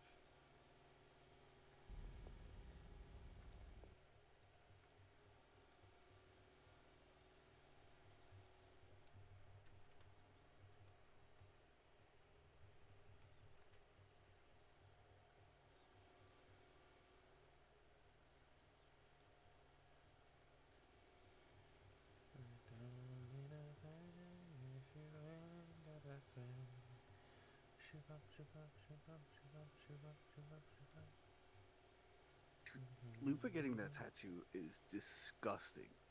You know the funny thing is? All creatures have attunement slots. So you can literally, have a necromancer with like an army of 15 skeletons, which means you can have 45 additional attunement slots. Holy shit. Yeah. Yeah. No one thinks I mean, I about don't- that. Yeah, but that means like you have to go through the whole work to get all those items. Nobody's gonna go through that work. You underestimate D&D players. I'm sure I do. Especially in like particularly high magic settings. Just give like a bunch of them staffs of healing or something.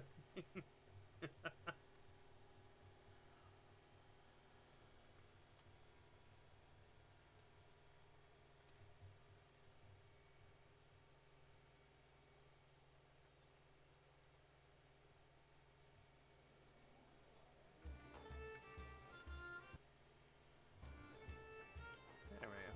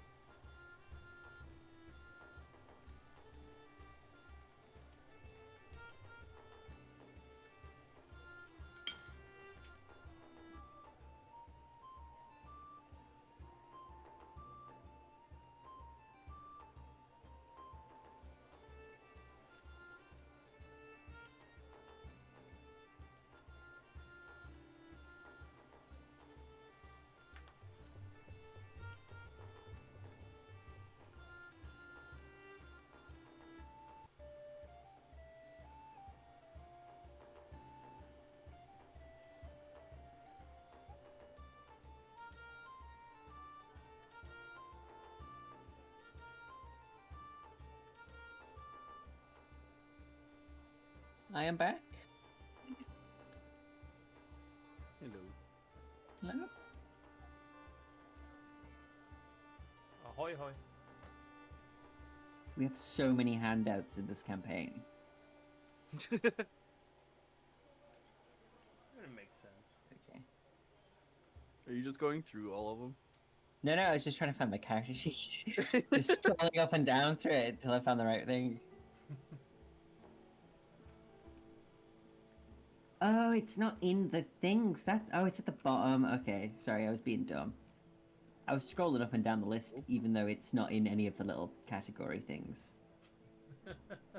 It's just under characters, and yeah, I was going through like Brandon's past characters, Milestone characters, blah blah blah. So, yeah. I'm sorry, that's funny.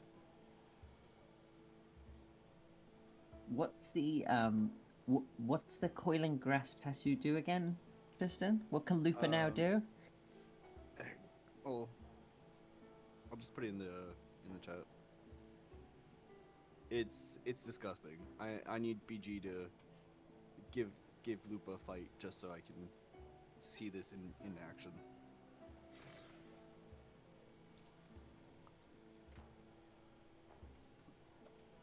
The way you put that is really funny. The way who put what? Sorry. The way freaking Brandon put said I need a fight so I can watch Lupa tear someone in half. It will be amazing.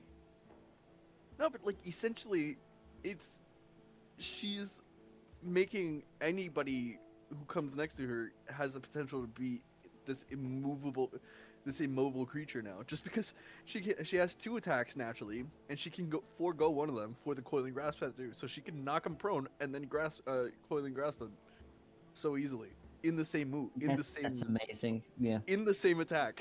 That's amazing. Yeah.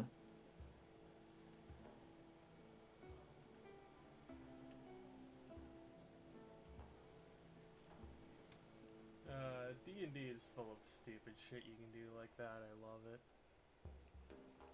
No, But it's really helping solidify the fact that Lupa is the main character between the two of them. Well, it also opens the door for, because Lupa's now not just tripping people but grappling them. This opens the door for like Lupa like dragging people to places and stuff like that. You know, like rolling athletics against enemies to do stuff is really funny. Yeah. It's like, you know, we'll have a fight and there'll be a cliff. And Lupa's gonna grapple someone and just drag someone to a cliff and drop them off. Like, Well, that was really funny. that was the hard thing with Brandon with that tattoo, and it was just that he can coil and grasp them, and if Lupa was ever in the same vicinity and did end up knocking them prone while grappled, like, the thing is that Brandon was locked into that position because he couldn't move other than, like, he wasn't strong enough to drag anybody. If we also think about it from the perspective of like, if Brandon and Lupa are like double teaming someone and Lupa knocks them down, that's not necessarily good for Brandon, right? Because then they're prone, and like ranged against prone is like, it's got like rules and stuff. But it means that like Lupa can just solo anyone she wants. Anybody now. Because they can't get up. They can't get up, so she can just continuously attack them. I did just have a thought of, why is Brandon like the only ranged character we have, the only person who takes opportunity attacks? It's hilarious. I love it. I don't know how it works out the way it does. That Brandon's the only one that takes them, but it works, and it you know.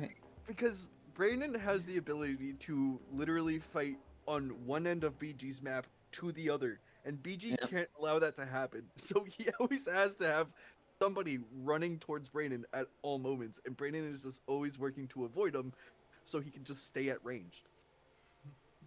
You need to get the mobile feat. Dude, I could right now. Hold on, let me do the math. Because with the boots, it doubles my movement. Brandon has 40 feet of movement, so that's 80 feet. If he dashes, that's 160 if he dashes. 160 feet if he dashes, plus another 20 from a Charlotte stride. No. Other way around. A Charlatan adds to your base movement speed. So you'd have 60, which would mean with the boots it'd be 120, 240 with if you dash. Hold on. No, it increases by 20 feet. Yeah. Yes. It's not doubling anything, so it'd only be 180 feet. No, because it adds to your base movement speed. Will saying that the Oh. boots double the speed, full stop. Okay, Yeah. so After A bonuses.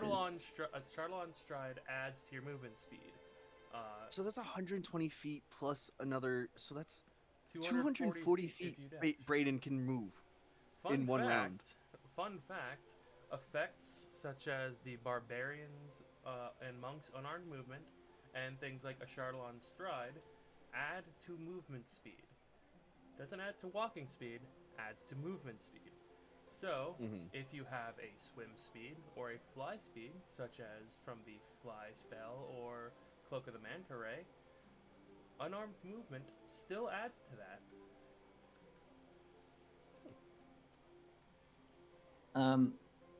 Yeah, and the best thing about the boots of speed is that like you're never going to feasibly run out in combat. The only time you're going to run out is, you know, if something happens off screen, like you walk for 10 minutes at double speed off screen. They last for 10 minutes. That's like 10 1 minute 10 round fights. Do you guys Like- remember? Do you guys remember when Bray was like in It's amazing. oh fuck, what's her name? Ada? Shit, couldn't remember her name. Do you guys remember when Ada Bray and Nida. Ada were on the beach, and you guys were like a mile out? Oh, me and Juniper, Nina and Juniper were just like dimension Akbar doors. and Locke. You guys were just like trying to get there as fast as possible, dude. With this, Brayden would like if Brayden was like with that group, he would have been there in like fucking seconds. Jesus. Well, we were running. You were already at the beach. Brain was already at the beach. Yeah. No, but I'm saying if I ever had the idea to run instead run to you Oh. guys. That I see. Like picked up Ada and ran. Yeah. You'd still be going 120 feet around. Yeah. I was thinking about that session. And I was like, that was the closest I ever got to killing this team. I got like crit sneak attack poison damaged on the first round and took like 90 damage if you remember in Yeah. one hit. It was horrifying. It was like the confidence of us coming up like after Dimension Dooring me and Juniper and then just immediately like there's a 90 damage crit. It was like, oh no, It was Oh, like I'm in dude. danger. it was I literally have like nightmares about that fight. it was literally like surprise,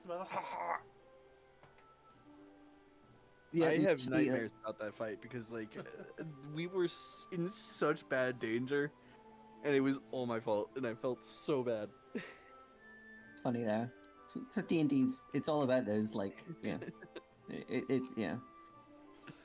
Stuff like that scattered throughout a campaign. That's what makes it memorable. Yep. You know the like the whole thing with the like the sea serpent sinking our ship. Yeah. Yeah, the white I- one. Yeah. I had a character do that, like with an NPC ship. I had a like I literally became the sea serpent one for a game. You just did what the whales are doing now to all those yachts. Like I These had are- like it was Tomb of Annihilation, and like there's a pirate bay, and we had just dealt with the pirates in the bay. But there's 3 different pirate ships. One that stays in the bay, one that guards the bay, and one that goes out and raids.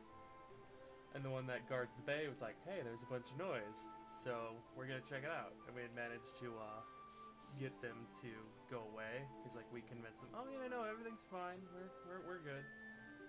And my character is a lizard folk. who have a swim speed and can hold their breath for 15 minutes. So literally what I did was, I was like, yeah, my character's gonna hold on to the bottom of the ship, and when it stops moving, he's just gonna start knocking a hole in it.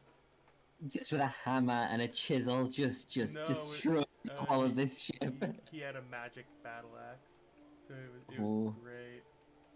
You should have got an adamantine like wood saw or something. My character would not be smart enough for that. But it was hilarious because like I took out the entire like 50-man crew with just like a couple of minutes.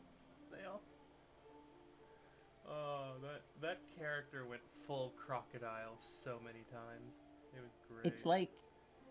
It's like how in D&D it's so much easier to just, I don't know, like, oh, there's a massive ship full of cannons and blah blah blah blah blah. It's got 100 people on it, and it's like, oh yeah, but if I just have an immovable rod, it's just gonna tear a hole through the hull, and like, yeah. To I like it. to a point, immovable rods can only hold up to I think 8,000 pounds, so it would do a lot of damage, yeah, but probably not nearly as much as someone might like. Would you not like rip through a wall?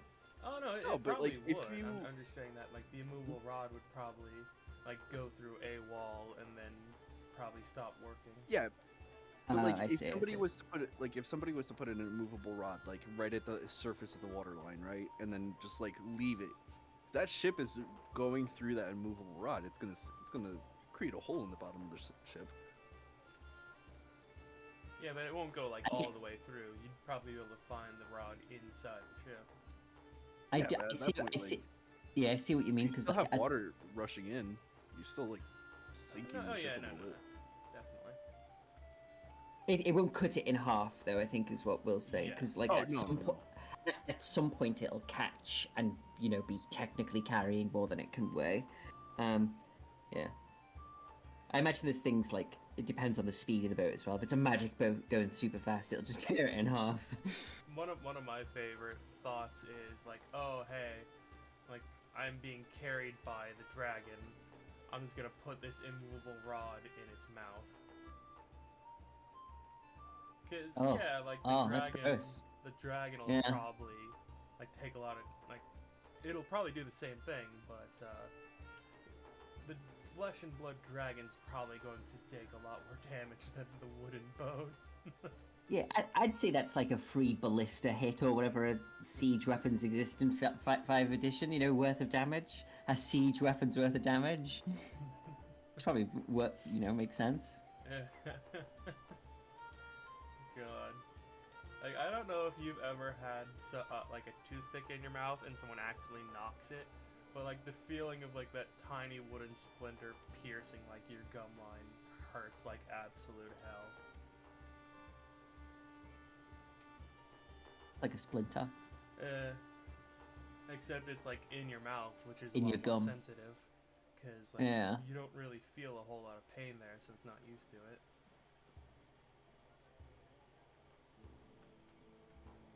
Oh, Jeremy. Wait, do we have a Jeremy? Actually, I guess any of you can answer this. Corn dogs, okay? What sauce do Americans typically have with corn dogs? Because the ones I got, they came with like mustard, which was weird. I've seen mustard. I've seen ketchup, ranch, barbecue sauce. I've seen people it's a- eat it with maple syrup. Okay. Well, You that- just googled corn dog. Why? What I, is I, this? I don't know. It's an American thing I'd heard of, and so I got it after work I mean, last week. the moment I saw it, it seemed very American. Yeah. Yeah. What? It's like the thought- pinnacle of American food, man. So, If I fried thought it- corn batter in surrounding a hot dog. I thought it was a candy. I thought it was a sweet. Oh, Fat no. around fat. That's Yeah. what this is. Oh my god. I thought it was a deep fried Twinkie on a stick. You Is know what I that thought it You know what was. that made me think of, Tristan? Where you're like, oh yeah, that's the pinnacle of it. That made me think of that Futurama joke where Nibbler's like, oh yeah, I'm from Earth, home of the pizza bagel. Like, that's the only True. note thing from Earth is the pizza bagel. Yeah, mean, I got English show mustard me with a it. It was different just very country that has spicy. corn dogs. I mean, doesn't Canada have corn dogs? Oh, please, you can't. No, you're not allowed to do America, Canada. That's not allowed. That's not allowed. It's a different There's so much, country. there's so much cross contamination culturally. There's no way. I wouldn't lie. I wouldn't lie. No. The Cross- Curtis Tribunal's overruling Canada. Cross contamination. Yeah. Who's contaminating who? Good lord. Quite an impressive choice of food. For the... BG's trying so hard not to say something mean about it. Dude, No, I don't want to. I mean, I'm sure It's things garbage. that are not suited to one's cultures definitely seem strange to others. I'm sure there are some. it was strange, BG. It was very some food strange. in Greece that would look strange to people from not Greece. You know, I'm sure. So yeah, it's just strange. Strange option. Corn dog. It was very strange. Honestly, will I have it again? If it's available, like if it maybe, but it was it wasn't fantastic. It wasn't honest. great. It was I'll be okay. honest, like, it's I have one, maybe like once a year. I haven't had one since I left high school. I'm gonna be honest. Yeah, like honestly, like I think it's so not. rare. It's so rare to have for like people to have one. They were like, really common. That's why I got them. I was No. like, how? I'd never had one or heard one or seen one. It's probably much more common in like rural areas or like in festivals. Corn dog to me sounds like, oh yeah, I'm at the circus. I'm gonna get a corn dog. yeah, B- circus BG. is like. Yes. Oh, sorry, no. Go ahead, Tristan. Circus is No, like no, no, go ahead, go ahead. no. I interrupt you. Go ahead. No, keep going.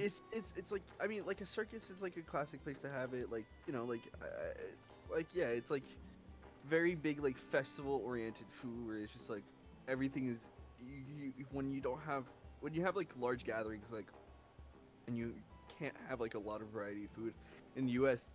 frying food is just Oh yeah. a very safe option to go. It- So Is that it's what it just- is then? Are Yeah. corn dogs fairground food? Are they like ball game Oh, food? well, Yeah, Almost definitely. yeah, totally. It's you don't really have them anywhere else. Don't get me wrong. There Oh. are certain people like because there is like the frozen food aisle where you can just buy corn dogs and microwave them or something. But that's probably Yeah, there's that. But Yeah, like, that's what I might do. Like having eaten it, like I don't think I'd order. This is what I was trying to put into words before. I don't think I'll order it at like a food place again. But I've seen them in the like frozen section, so I might get those and just have them at home. They seem like they might be a nice little treat every now and again. it's when your day has been absolutely destroyed, and you don't have any energy to think about what kind of food you eat, and it's in the back of the freezer, and you just don't give a shit. Yeah, It's a nice snack. it's perfect. Yeah. It's a perfect yeah. thing for what you need. I But, saw something recently which was like the ones where it's like the really tiny ones, like the basically just corn dog spheres, like you can just pop them like popcorn. And I'm like, so this is where we're going, huh? Like hush puppies? Kind of, yeah. Or, no, not hush puppies. Pigs in a blanket. Yeah. Corn dog pigs in a blanket, basically. Like, just, it was just funny to me.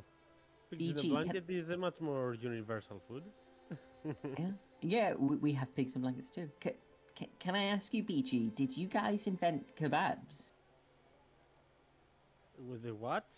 Did the Greek invent kebabs? I think Kebabs. the Arabians. I think they did are that. Turkish. Ah, yeah. Middle Eastern, but you know Oh, because damn. Greece was under Turkish rule for 400 years. There are a lot of things that have been lost over time as to which one invented them. Greeks, Middle Eastern ones, but I think kebabs. The word is Arabic, so it should be from the Turkish. never mind. I think we should kick you out of the EU then. I think if not I said we. We're not. I'm not even in the EU. You're not even in it. I'm not even in the Talking EU. about Union, we. and I'm saying that Greek should be expelled from EU for not inventing kebabs. Kebab derives from a Persian term for the dish passed into both Arabic and Turkish.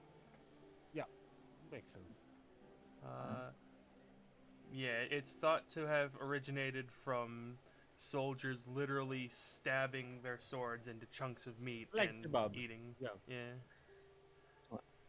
Well, I'm sorry for the confusion, BG, and I'm sorry that your country didn't invent kebabs.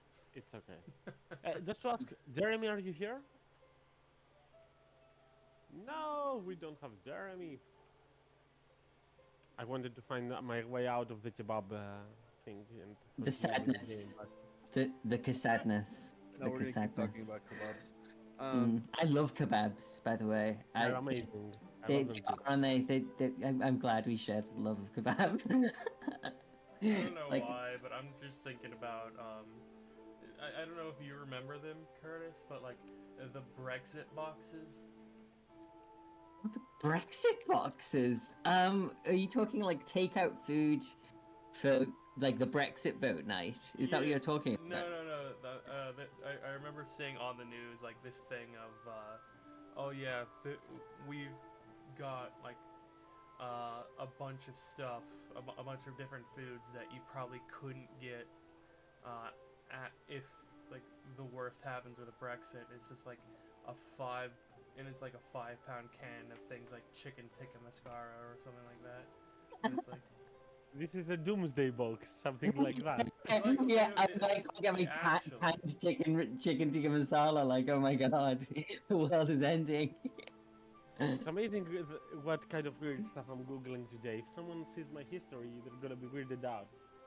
Because the order was corn dog, kebab, and Brexit boxes. Brexit boxes. Nice. This is the order today. I hope Jeremy's okay. yeah, so do I. I hope he's not like had the corn dog conversation and like it's really upset him that we don't think corn dogs are like amazing. I mean they're not. I mean, it's funny because we just entered a shop with Bothanese culture, which is Samuel's background. Oh no, it's they even got a cool mask on and everything. Jeremy's like, okay, they cannot proceed without me. I can do whatever I want. Yeah, therefore they shan't. Is there a deep fat fryer in the corner of this shop? Do they have corn dogs perhaps that all the characters I mean, kebabs are really nice, but what is really nice is souvlaki with kebab. What is Ooh, the what's that? Souvlaki actually souvlaki in Greece means skewer, so everything skewered is considered souvlaki, but in Oh. Athens specifically, which is half of Greece, souvlaki is what we call, which is some pita bread Oh, that has usually, traditionally it had kebab, tomato, and perhaps some onion traditionally. But nowadays, the most classic thing for this is kebab or pork gyros, some stuff like that, with potatoes, fried potatoes, and tomato sauce perhaps, stuff like that. It's the best food you can eat in Greece. Oh, that sounds the best fast amazing. food. It's the best Oh. fast food, but it's really nice. It's a full meal, very tasty, and quite value for money. Though it has been getting quite more expensive the last few years, it's still quite value for money. everything's been getting more expensive the last few years. Insanely, in Greece, it's been really bad in that aspect. Compared to how the wages are improving, the prices have been getting higher in a very steady amount. but on the plus side, BG, corporate profits are record high. So I'm so happy about them. that's so yeah. That's it. There's always a silver lining. Hooray! Yeah, raking in the profits. Oh, Yay. gyros. Are gyros a Greek thing, BG? Yes, Yeah. I- Okay. Gyros is not exactly food; it's a kind of food. So there is chicken gyros and pork gyros in Ooh, general. chicken. Some small fillets, small. They are cut in small pieces. So instead of having one big chunk of meat, you have small ones. You should thin do ones. You should do a cooking show on YouTube, BG. You've got the voice for it. You've got the accent for it. You've got the voice for it. Just the You soothing, know what I don't calm, have? The cooking instructional. skill. The Might cooking be skill. important. It's fine. It could just be all fast food. Just do fast food reviews, okay? Kebabs and gyros and shawarma. You know, just do the whole thing. You'll be great. You'll be great. Or you just get me or Tristan to like cook, and then you just talk over it. Or I buy all the food at all the stages of the cooking. Yeah. I pretend that I cook them. Will actually had a really interesting idea then. If BG had to sit down and watch a video of like Tristan or Will cooking like a dish from scratch and narrate it, but not knowing what the dish was, you know, because BG doesn't have the cooking skill. It'd be really funny just seeing his improv like guide over the video of like you cooking a cake and him not knowing what you're making, what the end product's gonna be. It'd be funny. Because I have no knowledge on that. I would be like, dip this vegetable in this yellow stuff. Add a pinch of sugar or salt. One of the two. Some white substance. Add a pinch of it. Well, what could go wrong? Just like No, not that. white Just chocolate. make the obvious joke at one point. A little pinch for the cake, and a little pinch for me.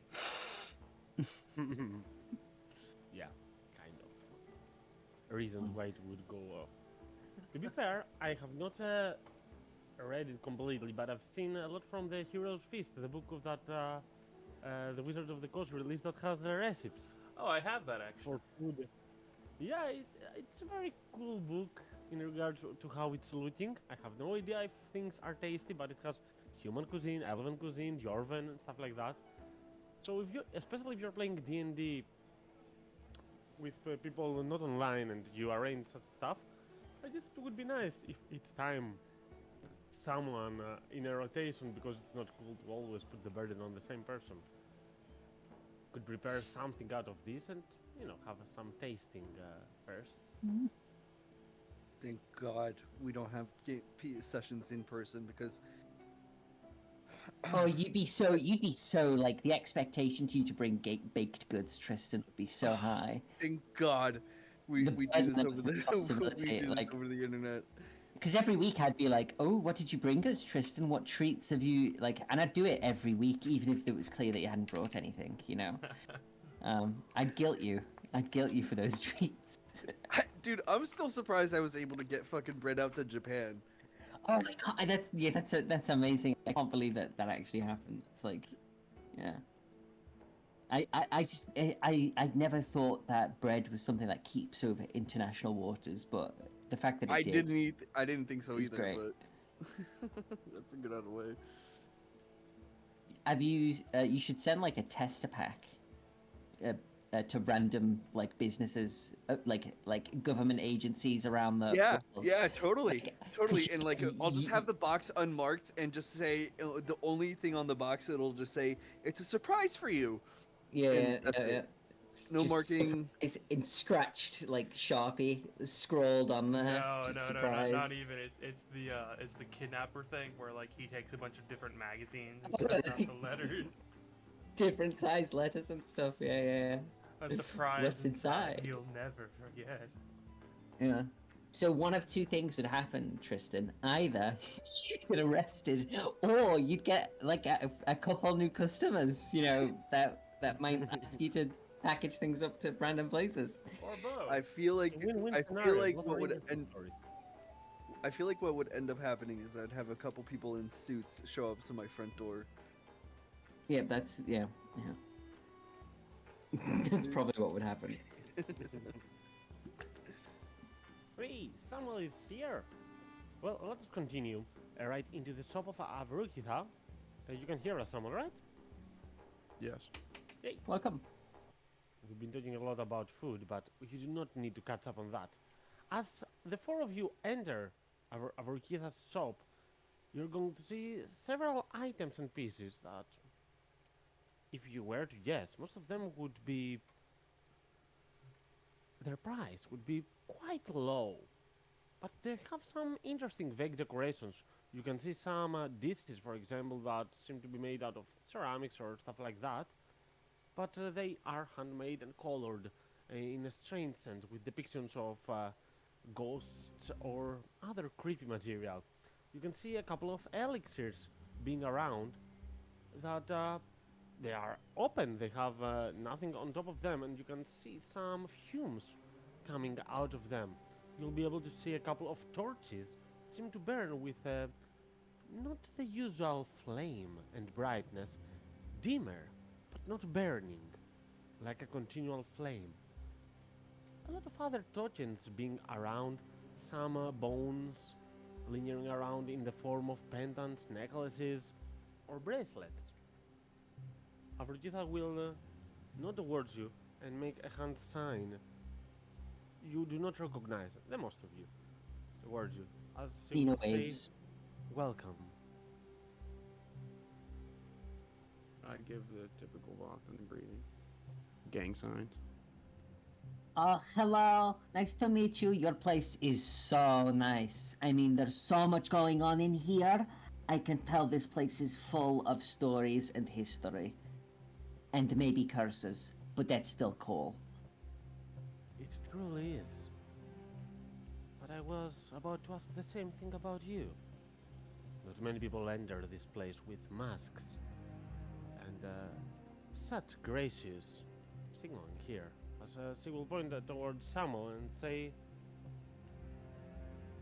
in Vothanese, will say, do you come from our motherland?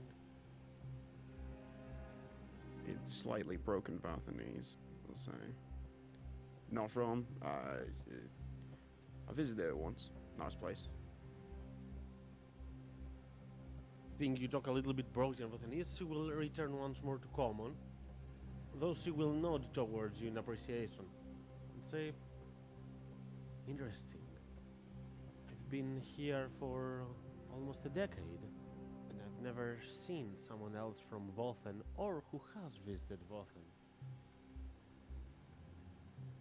But I guess the odds are always endless. You never know when you are gonna meet someone different in that regard. So, in what story or heirloom may I interest you in? We were actually recommended here by the Queen herself. We're looking for talismans. She said you might know where to find them or might have possession of some. And she said we might need to jump through some hoops. Oh, so totally understand. You said so. Mm-hmm. Queen Nina. Interesting. I see. She's not wrong. Though, I thought with such a powerful person being here, there would be something more to be afraid here. You know, I thought she would not play on my terms. Well, she's not But a I guess- meanie, you know? She's not dumb either. She could try to force things out of here, but they would not hold the same value. Something that is granted through violence or fear, even if it seems the same thing, it's not the same once you earn it. What But about... if you accept a deal, you can earn it just through my gratitude. And then it can hold much, much power. Much more, at least. Does digging something out of something else's stomach make it more or less powerful? How powerful? Nina says, looking towards Samuel. I mean, Well, luckily everything mine is was a gifted. condition. You know, if you dig something out of a dragon's stomach, many objects are said to have been infused by such dragon's magic just due to that condition. So why should we not believe that this could happen for other creatures, to a lesser extent perhaps? Wow. I mean, so that's good then, right, Samuel? That means that one of these things that we have might be cool or Yeah, than normal. I suppose. Yeah. No, that's neat. That's neat. Is all I want to say. Sorry, I Well, interrupted. well, Keep going on. I'll be over here looking at this weird red potion. Don't drink it, I won't. I'll just look. but I suggest that you get a sniff of it. You want me to smell it? She will just nod. Does this smell I like mean- chloroform to you? I didn't want to interrupt, but you're asking me to smell, so I'll smell. And she picks up this weird red potion, uncorks it, brings it to her nose, and like gives it a little sniff, like a ginger sniff. It's a strange smell that you're gonna get, but it's quite elegant. This is actually Oh. quite strong, a perfume. Unlike the ones that you have smelled in the past, but quite distinctive. This isn't. That doesn't smell like. And Nina's just like she's kind of like enraptured with it for a little bit. She just keeps sniffing and mumbling to herself. Like she's just trying to pin down which note of perfume this is, like what's in it. You know, she's had a lot of perfumes. This one's weird. It's actually a very pricey perfume because it says that whoever wears it has the smell of the person that they loved the most, but they lost. As she will, when she says they lost, Oh. she's going to nod in a means indicating that they are dead. Nina corks it and puts it down. While it is in the vial, though, it just has this strange, yet enticing smell. Mist talismans, you say, they are also rather peculiar objects. Depending on when you use them, they can be considered magic or non-magical. I might have one or two on myself, but trust me, you don't want to go out in the mists. It's not safe. Well, we don't want to, but it's something we're gonna have to do. Duty or obligation? Is it in the name of wealth, adventure, or honor? Protection, safety, I think. Like, we're sort of honoring by protecting, I suppose. It's to hopefully put an end to, you know, all the fighting that's been going on. Altruism, we'll say. We're hoping to put an end to it non-violently, you know, to convince Mm-hmm. all of the parties that are currently fighting to put down their weapons and not, because fighting fucking sucks. Ina says as she like nudges the bottle a little bit on the desk and turns around. But yeah, no, Sam's totally right. It's like that word that he used just now. Probably that. I see. Well, as she is going to duck down a little bit, open from her little table in the office, there are some small boxes. She's gonna open up, and you're going to see a sensor coming outside, a small box that seems to be able to play music if you go around, a music box for that matter. And then she's gonna take out a small dagger, more like a knife, a cutting knife. It has some elegant drawings. Believe it or not, small items that are enchanted with stories. Curses, one might say, or the grim past of their previous holders can be enchanted by strange magic of the mists, should they be from there. This is a mist talisman. I am willing to give it to you. Of course, there would be a small trade-off. And I also, even though I do not have a second one, I know the location of a second one. You said something about honor or altruism, but I think it's fate. I mean, things could not coincide better than the location of that Miss Talisman and the location of that little job that I would like you to do for me in order to give you this one. Do you believe in fate? Yeah, sort of. Nina like blows her lips. I don't know. What's the word for that? You know, where you go like, you like brr with your lips. Blow a She does that. raspberry? Yeah, she blows a raspberry. Yeah, like with uncertainty. Well, you better start believing. It's Sure, not about a generic premise. It's more about a specific one.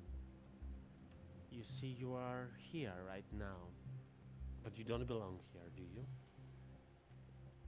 I've been a fortune teller in the past. Don't creep Fairly out. certain no one belongs in this place. Person can belong on any place that they wish to. But you do not wish to belong here, do you? No, we don't. We But there are are. people who wish. Oh, sorry. People who wish to belong here. Struggling to achieve that. It's a hard reality, isn't it? Attacked by enemies, surrounded all the time, the mists coiling the sunlight, but always remaining enough dim to just keep the calmness of the darkness away. Of course, enemies appearing one after the other. Crime rates always increasing. Poverty, especially at the slums, reaching strong amounts. And if it were not for Queen Nina, everyone would turn against each other just for survival. But how long is she gonna stay here, you think? I mean, she's strong, but a strong person always has enemies. So yeah, that's a good reason that you, sir, would believe that nobody belongs here. But it's not a lack of will. They want to belong here. One day they might achieve that, for good or bad. Nina's gonna raise her hand as if she's like in a classroom and wants to ask a question. Go on. Do you want to be here? No, I do not. I liked Dwarfen. I simply came with a small trading caravan. Perhaps I shouldn't. I smuggled something out for a good price. By the time And- No, by the I'm time sorry. I didn't. By the time I regret what I did, it was too late for me to return. The mists have risen around, and I can now understand that my past memories were not as real as I thought they were. But being human means that you can learn to live with what you have. And to be fair, for a person living in the slums, I have overabundant space. I have food. I can get a drink once a week. This is not a bad living. The I one I could- had in my dreams, though, was better. I could try and send you there.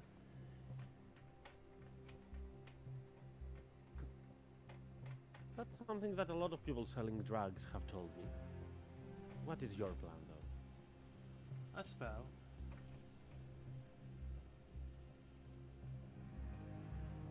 One I can Spell. cast once a day. Yes.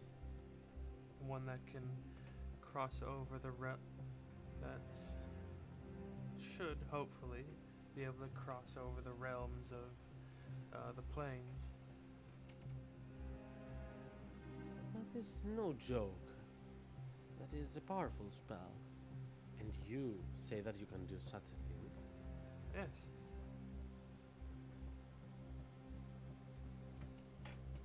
Hear me out. As it's gonna take the knife, and twist it. That means to give the handle towards your side. If you are as strong as you say you are, you will be able to recover the other missed talisman.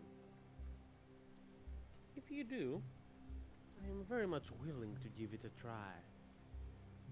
You know, I know that I was on another plane, but I never believed that there was a way to go back there. We don't have such strong magisters other than Queen Nina, and Queen Nina says that such magic is unable to be done in here. But if you prove yourselves, I'm willing to give it a try. If you have the, if you're gracious enough to use that spell on me. I'd like to ask, how long have you been in this place here? You say that your memories weren't as real as you were. What do you remember of the place that you were in before here?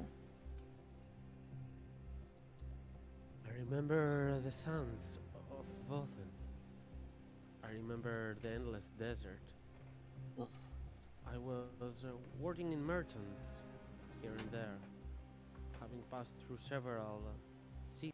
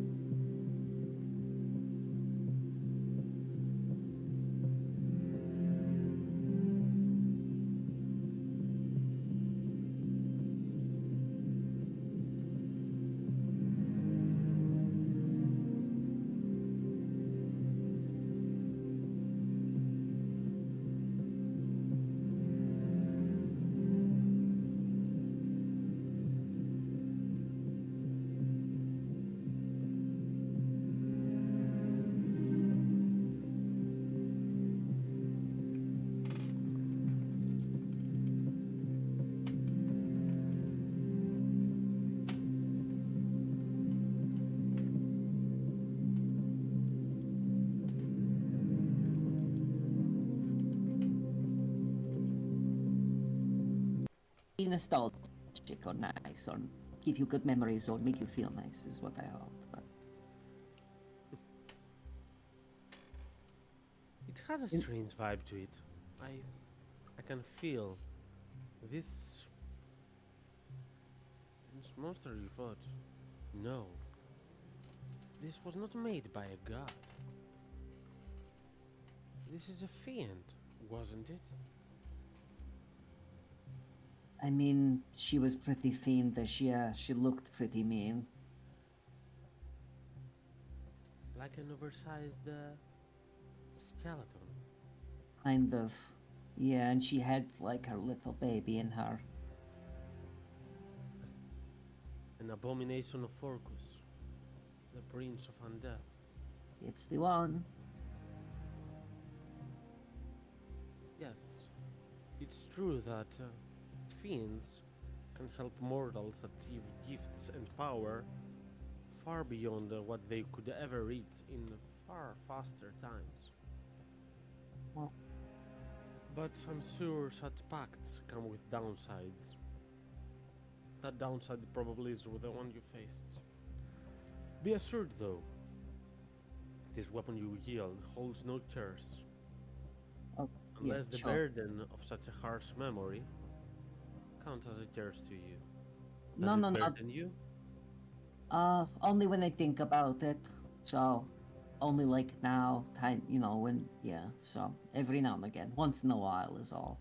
I just wanted to, I don't know, like kind of like the perfume. I hoped it would give you a whiff of home.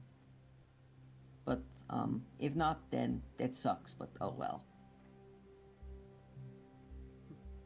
Although, you said that you picked up a little bit of Orcus. Have you picked up, since you came here, have you like picked up anything else that you remember? Any other gods from any things?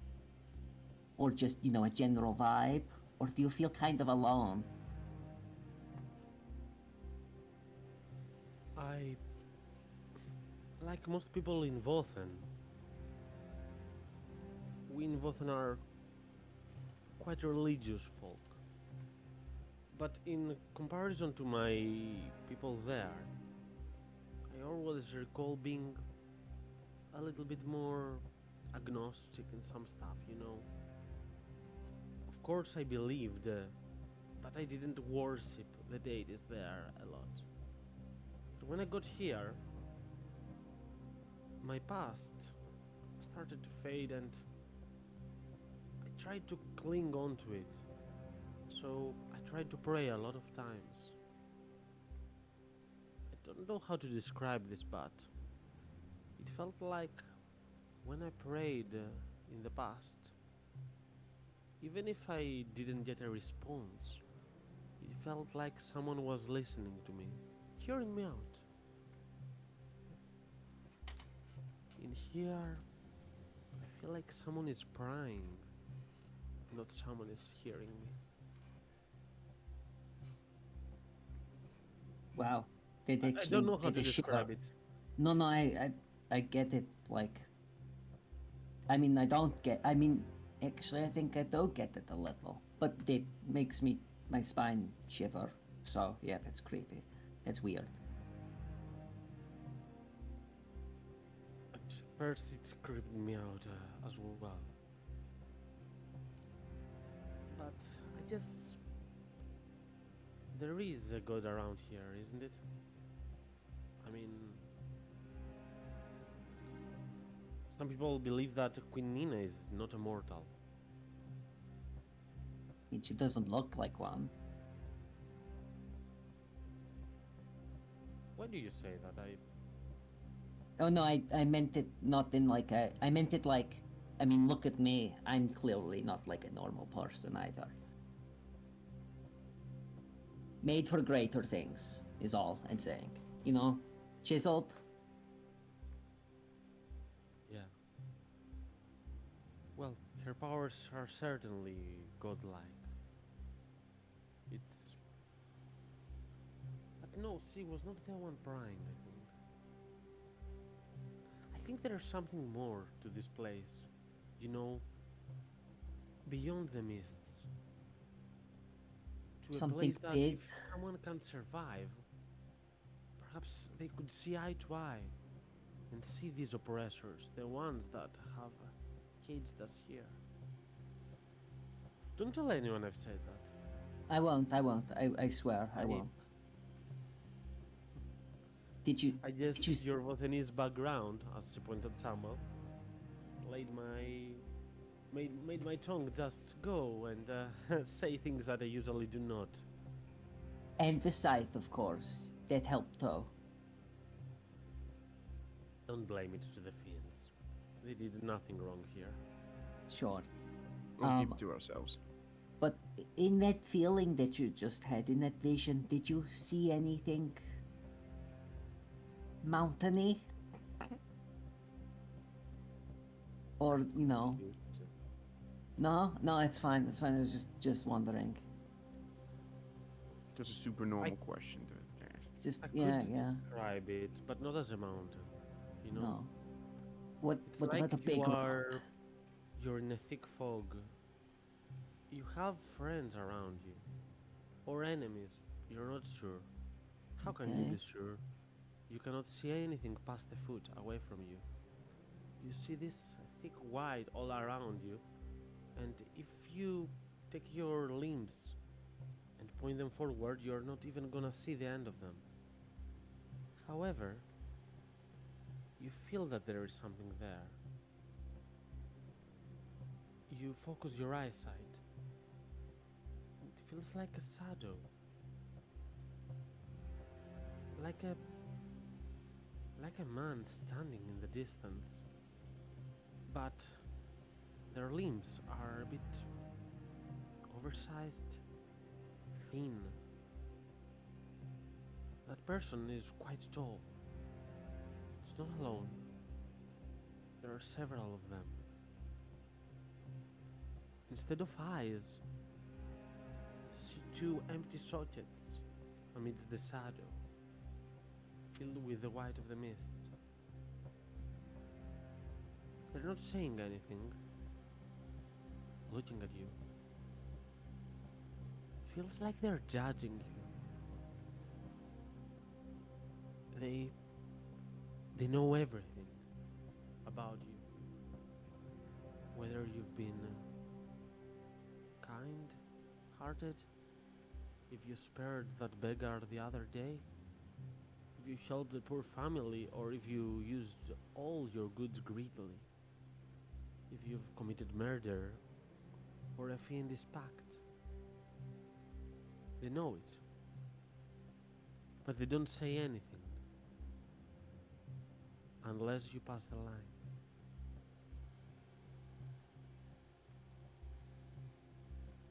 Abrogita says that she will tremble for a moment. I think I just had a vision, sorry. No, yep, I got that vibe super early on. We just kept listening because you sounded like you had stuff to say. Didn't really want to Oh. interrupt. Yeah, that's actually, weird as you might think it is, that's like a little helpful, actually. I mean, you're not crazy, right? Nina's gonna look around this place and like, with a keen eye, BG, and just see if, that this isn't a crazy person's house that's just full of random shit. just to make sure that this person might be on the level, because if so, that's a very important vision to have. It feels like. It feels like a peculiar person. Now, the line between craziness and strangeness can be tricky, right? I don't It know. can. You know what? I can give you an insight check, and let's Okay. leave it in character. Thank you. Yeah. Whoa. 8. There we go. Big ol' 8. Nina can't really figure out. Mm. She's, you're good vouch for both cases. Yeah. So Well, she'll just leave it with that question then of, are you crazy? You're not crazy, are you? Rita will say, "Who am I to say?" I guess I've always felt a little bit strange amongst the other people here. No, no, it's okay. A crazy think it's my person. origin. No, crazy person wouldn't say that. You're good. You're good.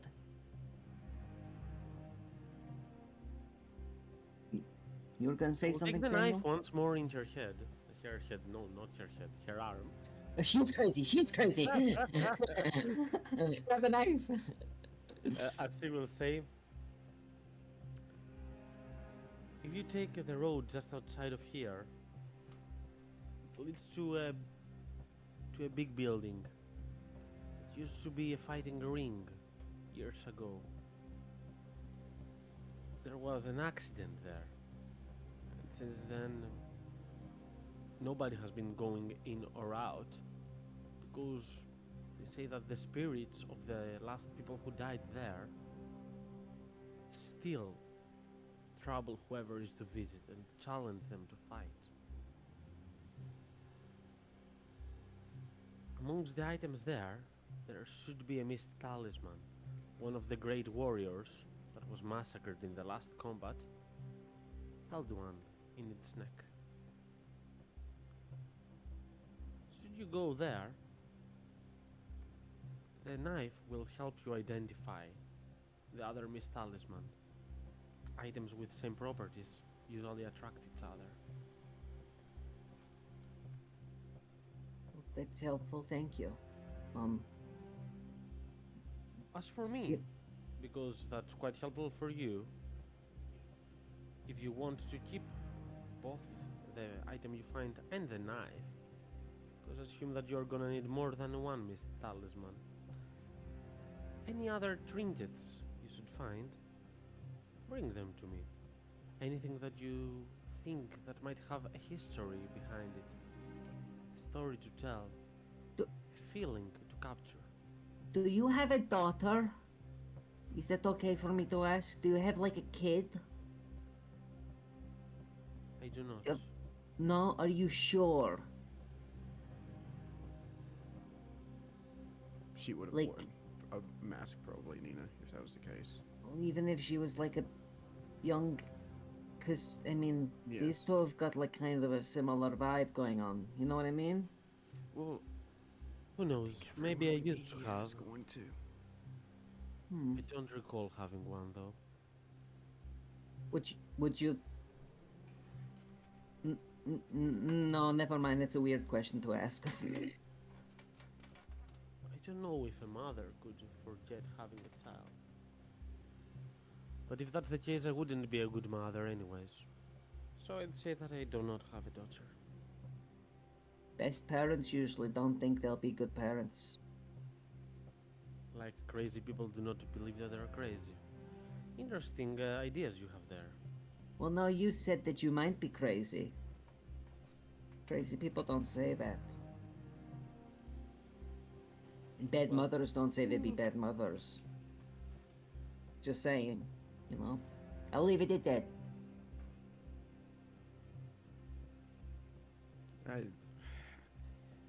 I was gonna ask if the knife looked like a map as a Star Wars joke, but my Oh, fuck off. brain died. Oh my, My I would brain get so fried angry. itself for some reason. I'd get so angry, Jeremy. I really would. Uh, I ruined If you hold up the knife to Nina's you can face extend an arm and point at Nina's eye. and the But you have strands to of her stand hair. on this specific board. Also, don't ask how we made this in advance. Anyway, I want to ask. Mhm. Oh, sorry, I didn't even realize. Is Avru Kitha done? Yes, he's not saying anything right now. Okay, I didn't know. Are you okay, Samuel? It looks like you want to I ask was a just question. wondering, like, you said earlier about like giving away like items and like if they were given away under distress, like they'd lose some sort of magic.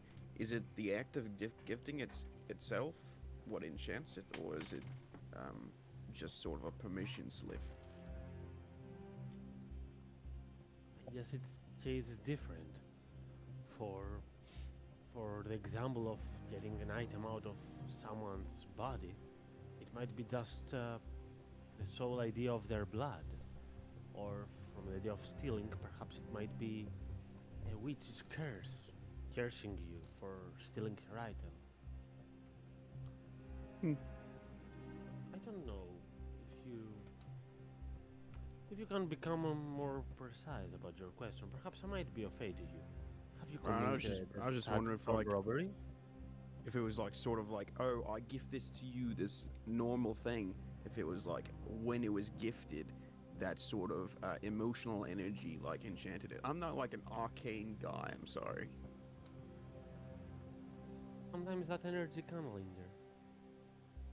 A beloved mother's gift to her child, or Looks in here. right before she goes off to march to the war. I've seen that. Small pendants that are just used as small heirlooms to think that they will protect them, actually managing to protect them. Because people have magic in them. Some know how to use it, some do not, but that doesn't mean that the ones that do not know how are not able to. Opportunities arise. Sorcery is a real thing. People know it. It's not only wizards that get to master the arcane arts. Some are born with arcane powers. Yeah, I knew someone like that. Same. Does this, like, what you're talking about, does it apply to things that you lend to somebody with the expectation of getting it back? I don't know in general, but for this, yes.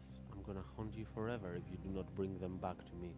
Oh, no. Okay, my example isn't like, no. Okay, so picture, okay, I want you to, like you did before, and you did that story with your vision, and we closed our eyes and we did what you said. You do the same. So you're stood on the wall. Big rocks are being thrown at you. There is a tiny little lizard boy or man who looks like a little dragon with like scales and stuff, and he has a giant metal like tube that is like just fucking blowing up and shooting shit out of it. It's crazy. Now imagine that you give that little red dude a gift, like a little gem to keep him safe, and you don't get it back when you're supposed to. Would that gain special powers? Would that, like, get cooler? I don't know what feelings are involved in this.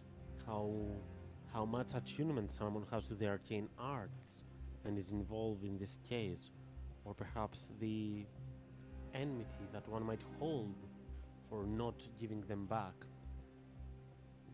And frankly speaking, all of these are probabilities. You do not know if something is enchanted or it has an echo of magic, something that I could grasp or someone in general could grasp. Unless What if it was actually happens? Yeah, what if it was already totally magical though? Like super magic? Magic stuff has is always a little bit more inclined to absorb more magic. That Okay. can be true. Okay, that's cool. Belgos, I know we said we'd go to the sensor officer. Send place. Don't hurt But now I'm yourself, thinking Mina. we should go and get my gem back, Very well.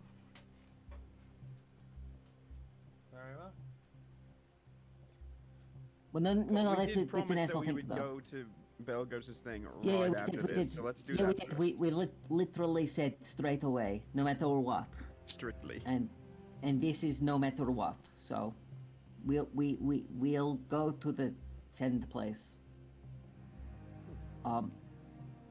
Avruki, how do you say your name? Sorry, do you have? I couldn't read the sign, and you said it really quick when we came in. It's a heavy V, but the name is easily pronounced as Avrukitha. Avarukita. Yes. Avarukita. Okay. Thank you so much, Avarukita, for everything, especially that weird vision that you had. I'm sorry if we've like bothered you and stuff.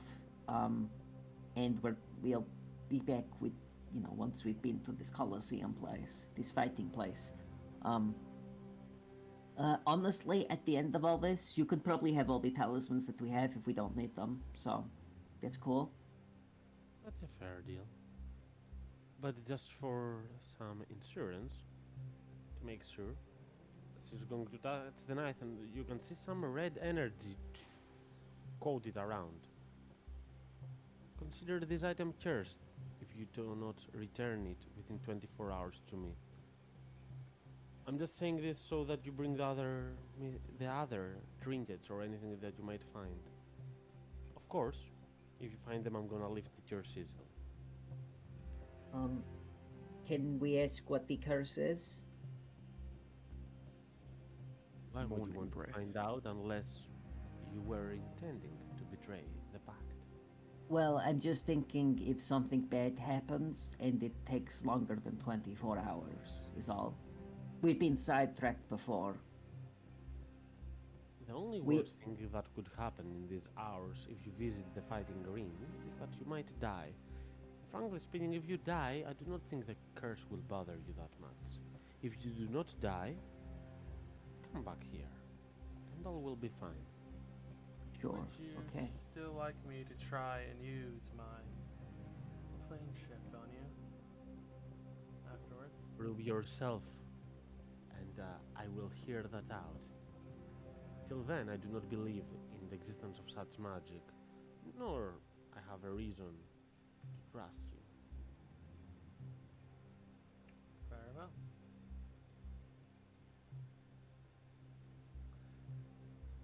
Good luck. A Thank whiz you. as well. A whiz might hold magical powers. You know what? Everything could hold magical powers. Don't overthink it that much. Yeah, thank you. We'll be, actually, one last thing. So, you said that at the fighting pits, the ghosts challenge people that come, you know, that go there. Now, when you said that, Nina thought they sounded quite nice, because, you know, you can turn down a challenge. But did you mean, like, they challenge you, and even if you say no, they fight you? Or are they, like, all about consent?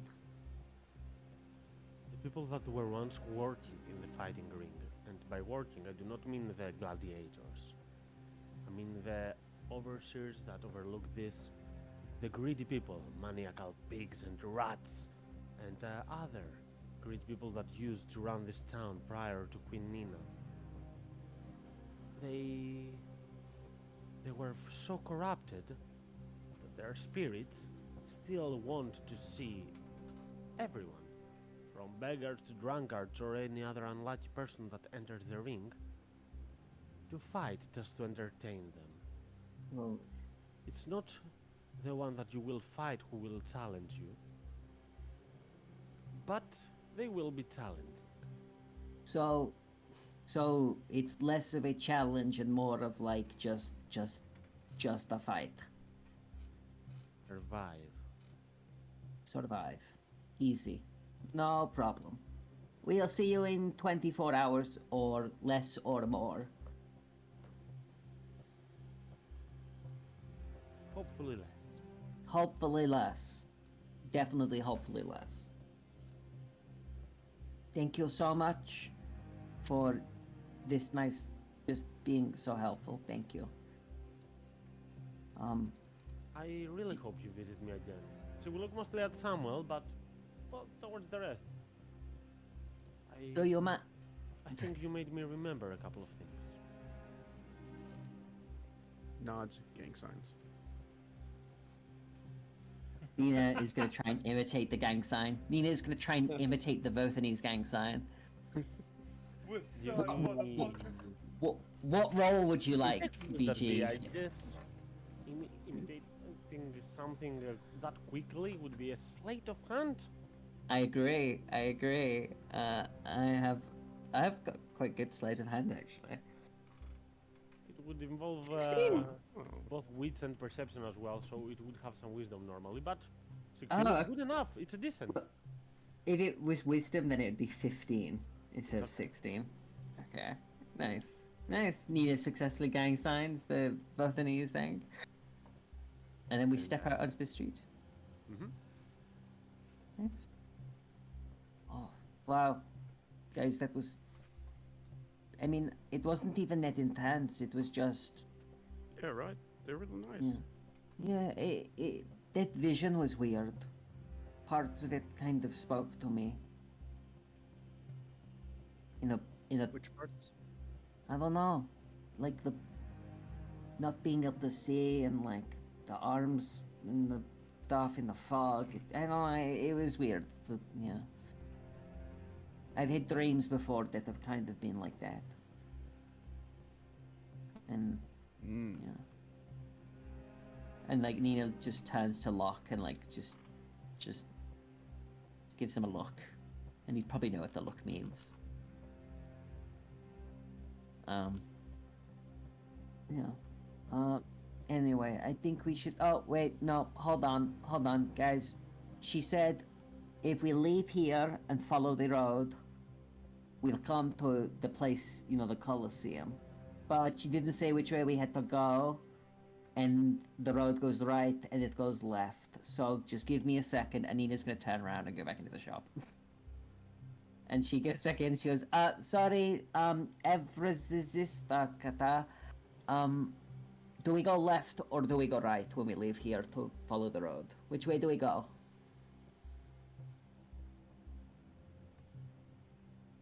Is that towards Afrikitha? Yes. Yes. Sorry, I did not get the questions. My bad. Nina went right back into the store because we didn't ask which way we actually go. I guess it would point towards one of those directions. That way. Okay, great. And Nina comes back and goes, "Yep, it's this way. It's to the right." Okay. And was I being weird when I asked her if she had a kid? Did none of you guys get vibes of, you know Like, her? everyone here has been quite gloomy. The only reason that like she's any different is because she comes from a necromantic society. I feel like if, you know, the kid was hers, then she would have had her dressed up like the Vothanese as well. No, it just they talk. I mean, they literally said like you know, oh, if you have any things with history, please bring them back. They pretty much both said that, right? I don't know. They just kind of I mean, she if it's- herself seemed pretty intrigued by it. She was, you know, mumbling to herself about it when we left. I know. It's just we've left a kid in an alleyway, and it's been bugging me this whole time. Like I don't care, you know. Orphans, they're all over the place, and not all beggars want help. And but like, this Well, place so is you don't dangerous, understand. and She's been here for how many years? We don't know. She's got to be at least like 15 or something. sure, maybe but she 13, looks like a kid, and I Right. don't know. It kind of sucks. I feel bad that I'm not doing anything about it. I think she's getting enough care from her dead friend. Ghosts. You saw what those ghosts were like. They were like being mean to her and shit. She was begging them to talk to her, and they were ignoring her. Can you imagine doing that all Right. day, having nobody to talk to? It fucking sucks. Well, no, that's why I'm gonna go back there tonight and Okay. help her Yeah. out.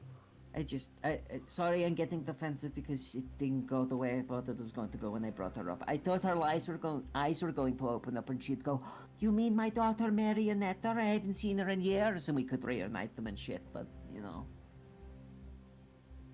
Wait. Do you believe? I not- thought the Do knock you really believe was- that not having anybody to talk to is a bad thing? I quite enjoy it. I enjoy Well, having friends. Yeah, if you don't want to talk to them, but remember in the alleyway, she like almost started crying when they stopped talking to her, and they they stopped talking to her because she didn't like know how to She didn't paint. have like a candle or something. I don't know. I felt really bad for her, but at the same time, lighting fat from people sounds really, really, really rancid. Yes. Like, yeah, and Only if you don't do it properly. you got to get the Well, fat for a to begin with, child. right? So what? You get a straw and you suck the fat out of some dude's thigh? That sounds gross. No, I mean, No, it's much more effective with the stomach. yeah, Mm. fat is also surprisingly solid. Yeah, well, gross. Okay, I I'm getting defensive. I just wanted to. I don't know. I wanted to take the little girl and bring her here because those two seem like they were a match, like mother and daughter made in heaven. Wait, I said mother. I don't actually know if she was a. No. No, she was a woman. You sure? Yeah, she explicitly said it. Oh. I wasn't listening. I was looking at the perfume. Yeah, seemed like pretty expensive. Yeah, it was weird. When she said like when you're not wearing it, it just smells enticing and exotic. Dude, I could like I could have smelt that all day. It's like it smelled different every time I smelt it. It was weird. But yeah, let's go. Let's go. Let's go. Okay. So what's the plan? We go here, go to this arena. We come back after we have the other talisman and give her her knife back, and then we go and see the kid in the alleyway before we do anything else. Oh wait, no. We're going to your office, right, Belgos? Yes, the census office. The census office. Okay, that's where we're going. That's where we're going right now. We're not going to the arena. We're going to the office. Okay. Belgos, lead the way. Where Need a exactly do you want to go, Belgos? Because I think I missed that part. Belgos wants to like try and find a census office or something of that nature to try and find a list of like, oh yeah, this is how many people were born this year. This is how many people died this year. This is how many people went missing. Deaths and Okay. deaths. Yeah. Yeah, because their Okay, I job just- is to write down the names of people who died. To be fair, you would be able to probably find access to that in a town that is run mostly by the military, because this military rule right now, with all the pressures around, you would guess that would coincide to be in the military office.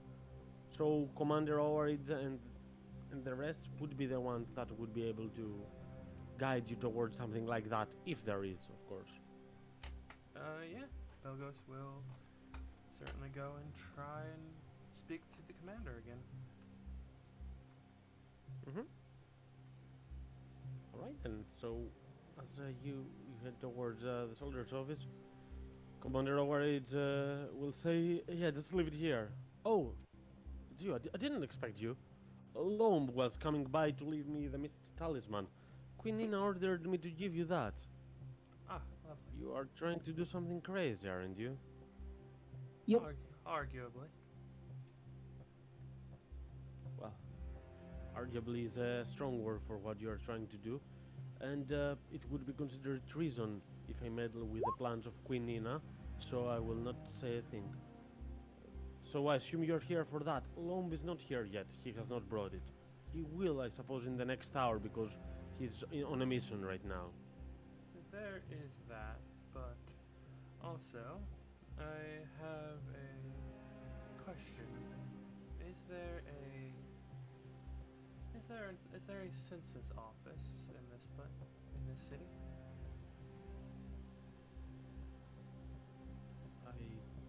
I recall there used to be one, but under the jurisdiction of Queen Nina, some of the bureaucratical things got quite mixed up. Right now, there is an officer that is handling that stuff in here. What do you want in that regard? What is it you're looking for? Belgos will place like the slate gray notebook upon his desk and just open it up to a random page to where he sees probably like a couple hundred names, and then Belgos will just start flipping pages, showing more and more and more names, as they are explaining. Well, I serve a being known as Jergal. Don't let them write your name. Well, to be fair, I guess you could call it a death note, but you're already dead when I write your name, so it's kind of. Technically. Kind of useless in that regard, I guess. It's like the mirror that makes you beautiful, but only when in complete darkness. Anyways, Belgos will say, I serve a being known as Jergal. You have seen my power, you have seen what I can do. This is one of my duties to Lord Jergal, to write the names and deaths of those who have passed. And so I ask you to help. And so I ask you to help me. Yes, every name in the book is of a dead person. Oh. And you need to fill in the names of the ones who have died here? Yes, all those who have died who have not had their names written down for Lord Jergal. He is the keeper of the names of the dead, so that they are never ever forgotten. Give me a persuasion check, August. Okay. Belgos with I think the -1 charisma. Could Nina help with this, BG? Could Nina just mention offhandedly? Also here to collect the gem that you forgot about and didn't give us at the castle. You know, just trying to just Burden him more. throw him off ever so slightly. Yeah, I'm gonna use my inspiration for this. Give myself advantage. Mm-hmm. Fair. Let's see. Beep. I guess that would be the advantage granted by Nina, and use your inspiration now. Well, I was trying to give him disadvantage, BG, is what I was trying to do. Oh no. No, not Belgos. I was trying to give I was trying to give Oritz disadvantage, but it would work out the same Oh anyway. I think. no. 8. Wonder we look at you in your eyes and we'll say, look, these are private matters. I don't know about your deity, but people are not religious to that deity. They do not worship that here. I have that list. If Queen Nina gives you a scroll with her sign that says that I should grant them to you, I will. But without that, it is out of the question. What if we have a different scroll with her symbol on it? We're literally working for your queen right now, dude. I understand that you are working for Queen Nina, and I appreciate your efforts. But this is an unrelated subject, as far as I'm Okay. concerned. Frankly, that'd be It's- like walking you up know, to a bank vault and being like, well, what if the bank manager said that we can clear out rats in the basement? It's true, I guess, you know, a bank vault and a book of dead people's names really is a really totally fair It's comparison to make, Samuel. lock. Yeah, okay, well, how about this, Commander Oritz? Didn't we, like, save the wall, like, yesterday? Oh, wait, no, that got us to see the queen, didn't it? Fuck. Listen, Okay, Oritz, okay. I understand it's a very macabre a hobby that I think this it's one has, macabre.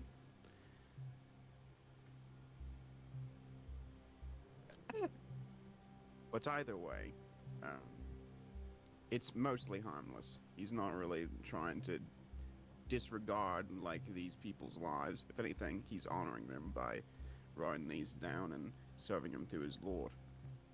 It's not really of any desecration. The exact opposite, in fact. It's And for If you could just- remembering. And If you could just allow I- him a glimpse, that's all. And if I, as I said, my abilities come from my lord, and if I do not do my duty, then that my lord has no reason to give me my abilities, which means I cannot defend the city, which means I cannot do Queen Nina's bidding. But you Oh. see, my work, my job is to defend the city. I understand that you have a deal with Queen Nina, and as far as I know, it has you involved in going out in the mist, but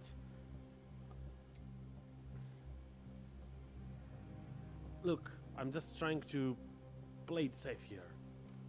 There are some official rules. I But did you suppose- not hear the man? If you get in the way of him recording these names, you get in the way of him doing the job for your queen, and that would be a direct violation of you serving your queen, would it not?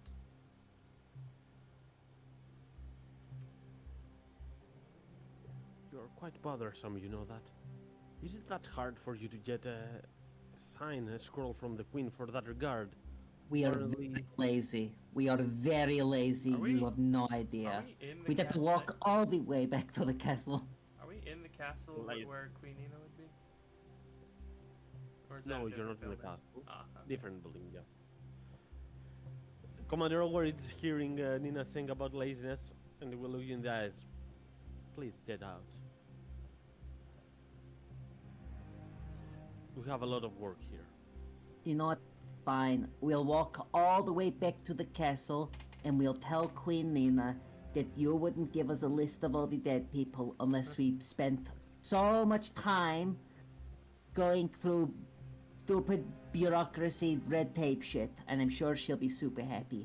Plus, I'll tell her that you have still not given me back my precious magic gem. Oh, about that. No, That's no, not Nina's, true, Nina's out the room. She's going. She's walking. She's gone. She's she's at the door. She's opened the door. She's following his orders and leaving the room. Seeing this immature approach of Nina, the commander will just roll his eyes a little bit. As you're leaving, will say, I suppose I will be expecting you sooner or later again. Sorry for this, but some things need to be done properly. Bilgos is just watching Nina childishly just walk out the door, and will just very calmly, without even looking at the guy, just hold out their hand for the gem. As the commander, as he tells you, get out, he will say, by the time you return, Lom will have returned the Mist Talisman as well, so I guess you would have to come by here anyways.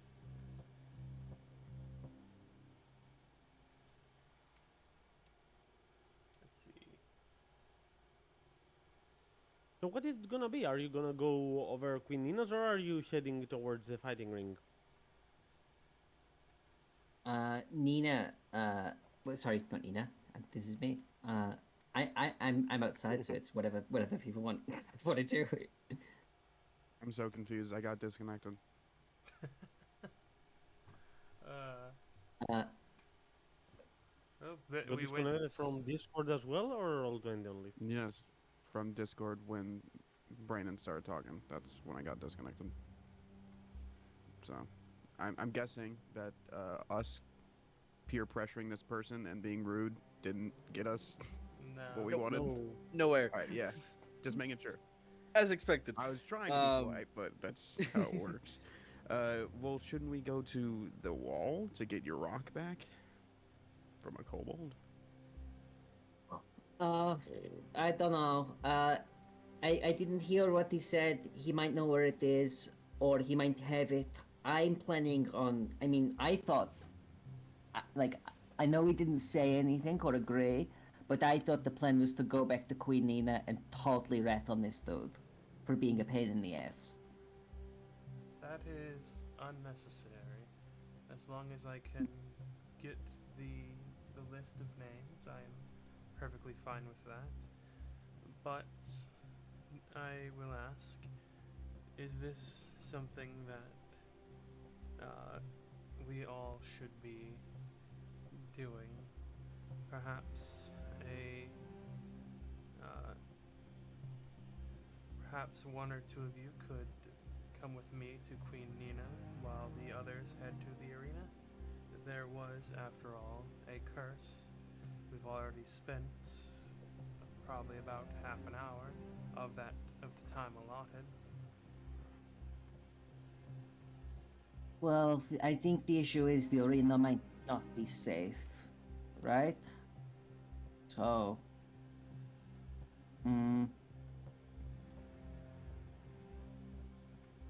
I mean, I'll do. Just Queen Nina. tell me where you want me to go, Belgos, and I'll go there. If you want me to come with Queen Nina or go to the arena, I'll do that. So Either long as way- you get your names in your I will- book. Either way, I'm following you. So wherever you decide to go, Nina, is where I will go to. It means a lot. Thank you.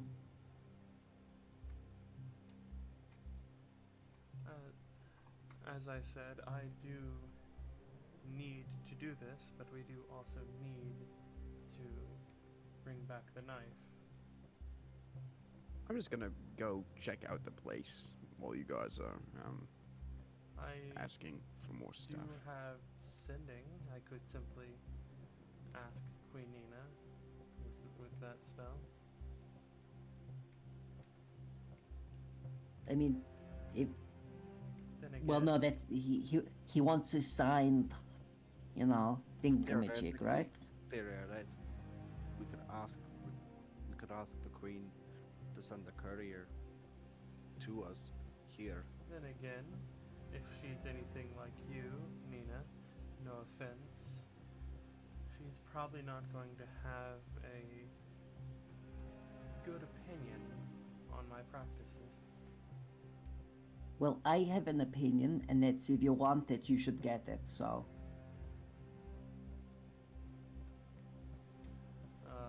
Belgos will I, th- nod and say, I think. sorry, go ahead. No, you go ahead. Belgos will nod and say, very well then, let's try and head to the castle and speak with Queen Nina. Okay. Well, Samuel, don't run into the fog. Don't die. Keep your feetsies as chicken feet, because those were easy to follow and pick out of a crowd. And don't accept any traits from strangers, or get into any weird cards with weird people. Okay. Mm-hmm. Okay. Stay safe. So, which ones of you are going to the castle? Only Belgos and Nina? I think Brandon. everyone but everyone but Sam, I think, is going Okay, to the because castle. someone said no, I thought that you would split up in more numbers, but okay. No, I just don't want to bother her and ask for more shit that we already got. We're not You know- asking. Owerts is asking. That's all. It's Yeah, true. yeah. And to be fair, there's no need to really roleplay that. I mean, you would go there would be some small process in the entrance of the palace to allow you to get in, and Queen will easily give you that scroll. She would be quite understanding of Commander Overreach. I mean, it makes sense, but if you want to give a subtle comment or anything, I'm more than fine with that. That's very good. I honestly thought, like, considering how much Nina and Locke shit talk, like organized religion in general, I kind of figured, oh yeah, Queen Nina's gonna be like, ah, no, fuck you. So that's really funny. Well, it just doesn't seem like a particularly important piece of information in Nina's eyes, so she doesn't know why it's a big deal. It's not that much, but it's something on very much of a different topic. Yeah, Yeah. it's. That's I the understand part. why. Yeah, I understand why it's limited. Nina's just annoyed that she has to go and get a stamp. Is all. Because bureaucracy, that's why. Yes, exactly. It's just the annoyance of the red tape. That's it. So yeah, you would take that, and Belgos actually have a nice idea for this. So between this and next session, I will send you a list of names. So you don't have to manually input them to your own book, but there will be something about it. That's why I want to give to you It's- something a bit more I'm detailed. just thinking, like, depending on how long this place has been like this, there's probably thousands of names. There are a Belgos's lot of own names. name Yeah. is in it. How long did it take to go and get the signature and stuff and bring it back to Oretz, BG? I'd 'Cause say that's that it will some take time. you around an hour and a half to go there and back again. And when you return to Commander Overit, let's go for that just a moment.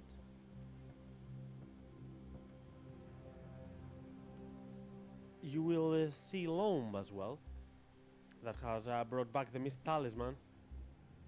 He will greet you and say, "Are you sure about what you're doing?" "No, of course you're not, but you have not much. You do not have a lot of experience with the mists. Yes, Queen Nina should be sending me, not you." Commander will give a mean look towards Loam and say, "Loam, are you sure you want to be saying those words?" "No, I don't, but I mean, it's not fair." She's Why not is sending he sending you? because she cares about you guys more than she cares about us. That's why. These Mist Talismans, we've risked a lot to get each single one of them. The ones I know their story, at least. I don't know about all of them. But for each one of the three that I know of, it's been quite hard and people lost their lives. And you're just taking them there with no promise of return.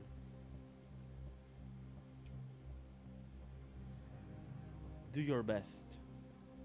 It's just like you said, perhaps Queen Nina doesn't care about you and that's why she's sending you, but I care and you should care.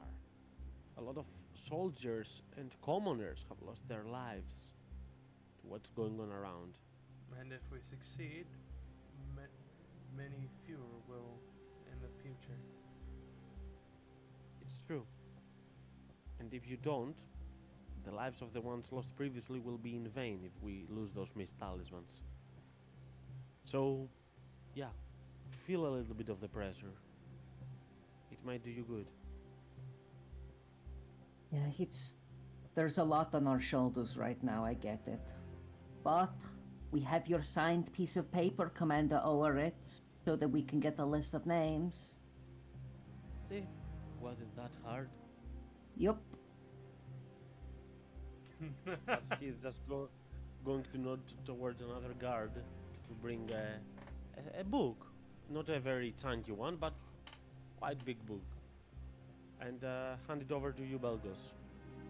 Say, we do not have this on a copy, so when you are done with your job, please return it. Of course. We'll hand it over to you. And yeah, Belgos will very gently take it.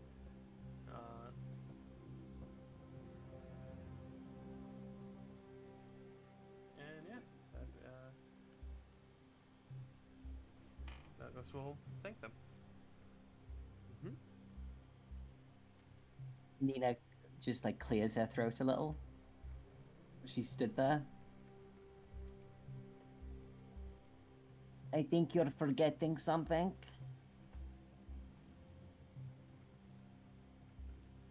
Commander Oritz.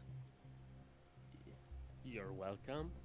She wants her gem And the gem. Oh. It was given back already. Oh, the Oh, gem what's- Belgos already got it. I Oh, gave it to him the Belgos. previous time you've been here. back. Oh, I I didn't thought- hear you say Belgos got it, so I thought It's okay. I thought he was gonna give it back with the book. Well, Belgos just pats himself down. It's in his pocket. It's on top of Belgos's head under the hat. Thank you, and sorry for being mean. I hope you don't get beat up by any barrels anytime soon again. It will give you a mean look as you say that. Get out, please. Nina, Lom will yell, good luck. thank you, Lom. Love you. And yeah, Nina leaves the room. Just completely pointlessly antagonizing this poor man. For no reason. The pointless antagonization's him wanting a us to spend 90 minutes to go and get a signature for some names in a book. It's To like, be fair, it's his Truly job. shall. Truly shall. and that's fine. But he works for the Queen, and we're on a job from the Queen, so you'd think we'd have some leeway. I mean, Nina, you Again, realize it's like- you are in a domain of dread, and the bureaucracy is the worst Again, thing it's that like you're an facing up to now. exterminator being hired to get rats in like a storage closet and saying, "Can we go into your vault? I really need to count my money." Oh, no. It's more like someone who's been hired to clean a vault, Jeremy. Someone who's been hired to clean out and take everything out Nope. of this vault is asking for a sip of water from the free water machine, and they're saying no.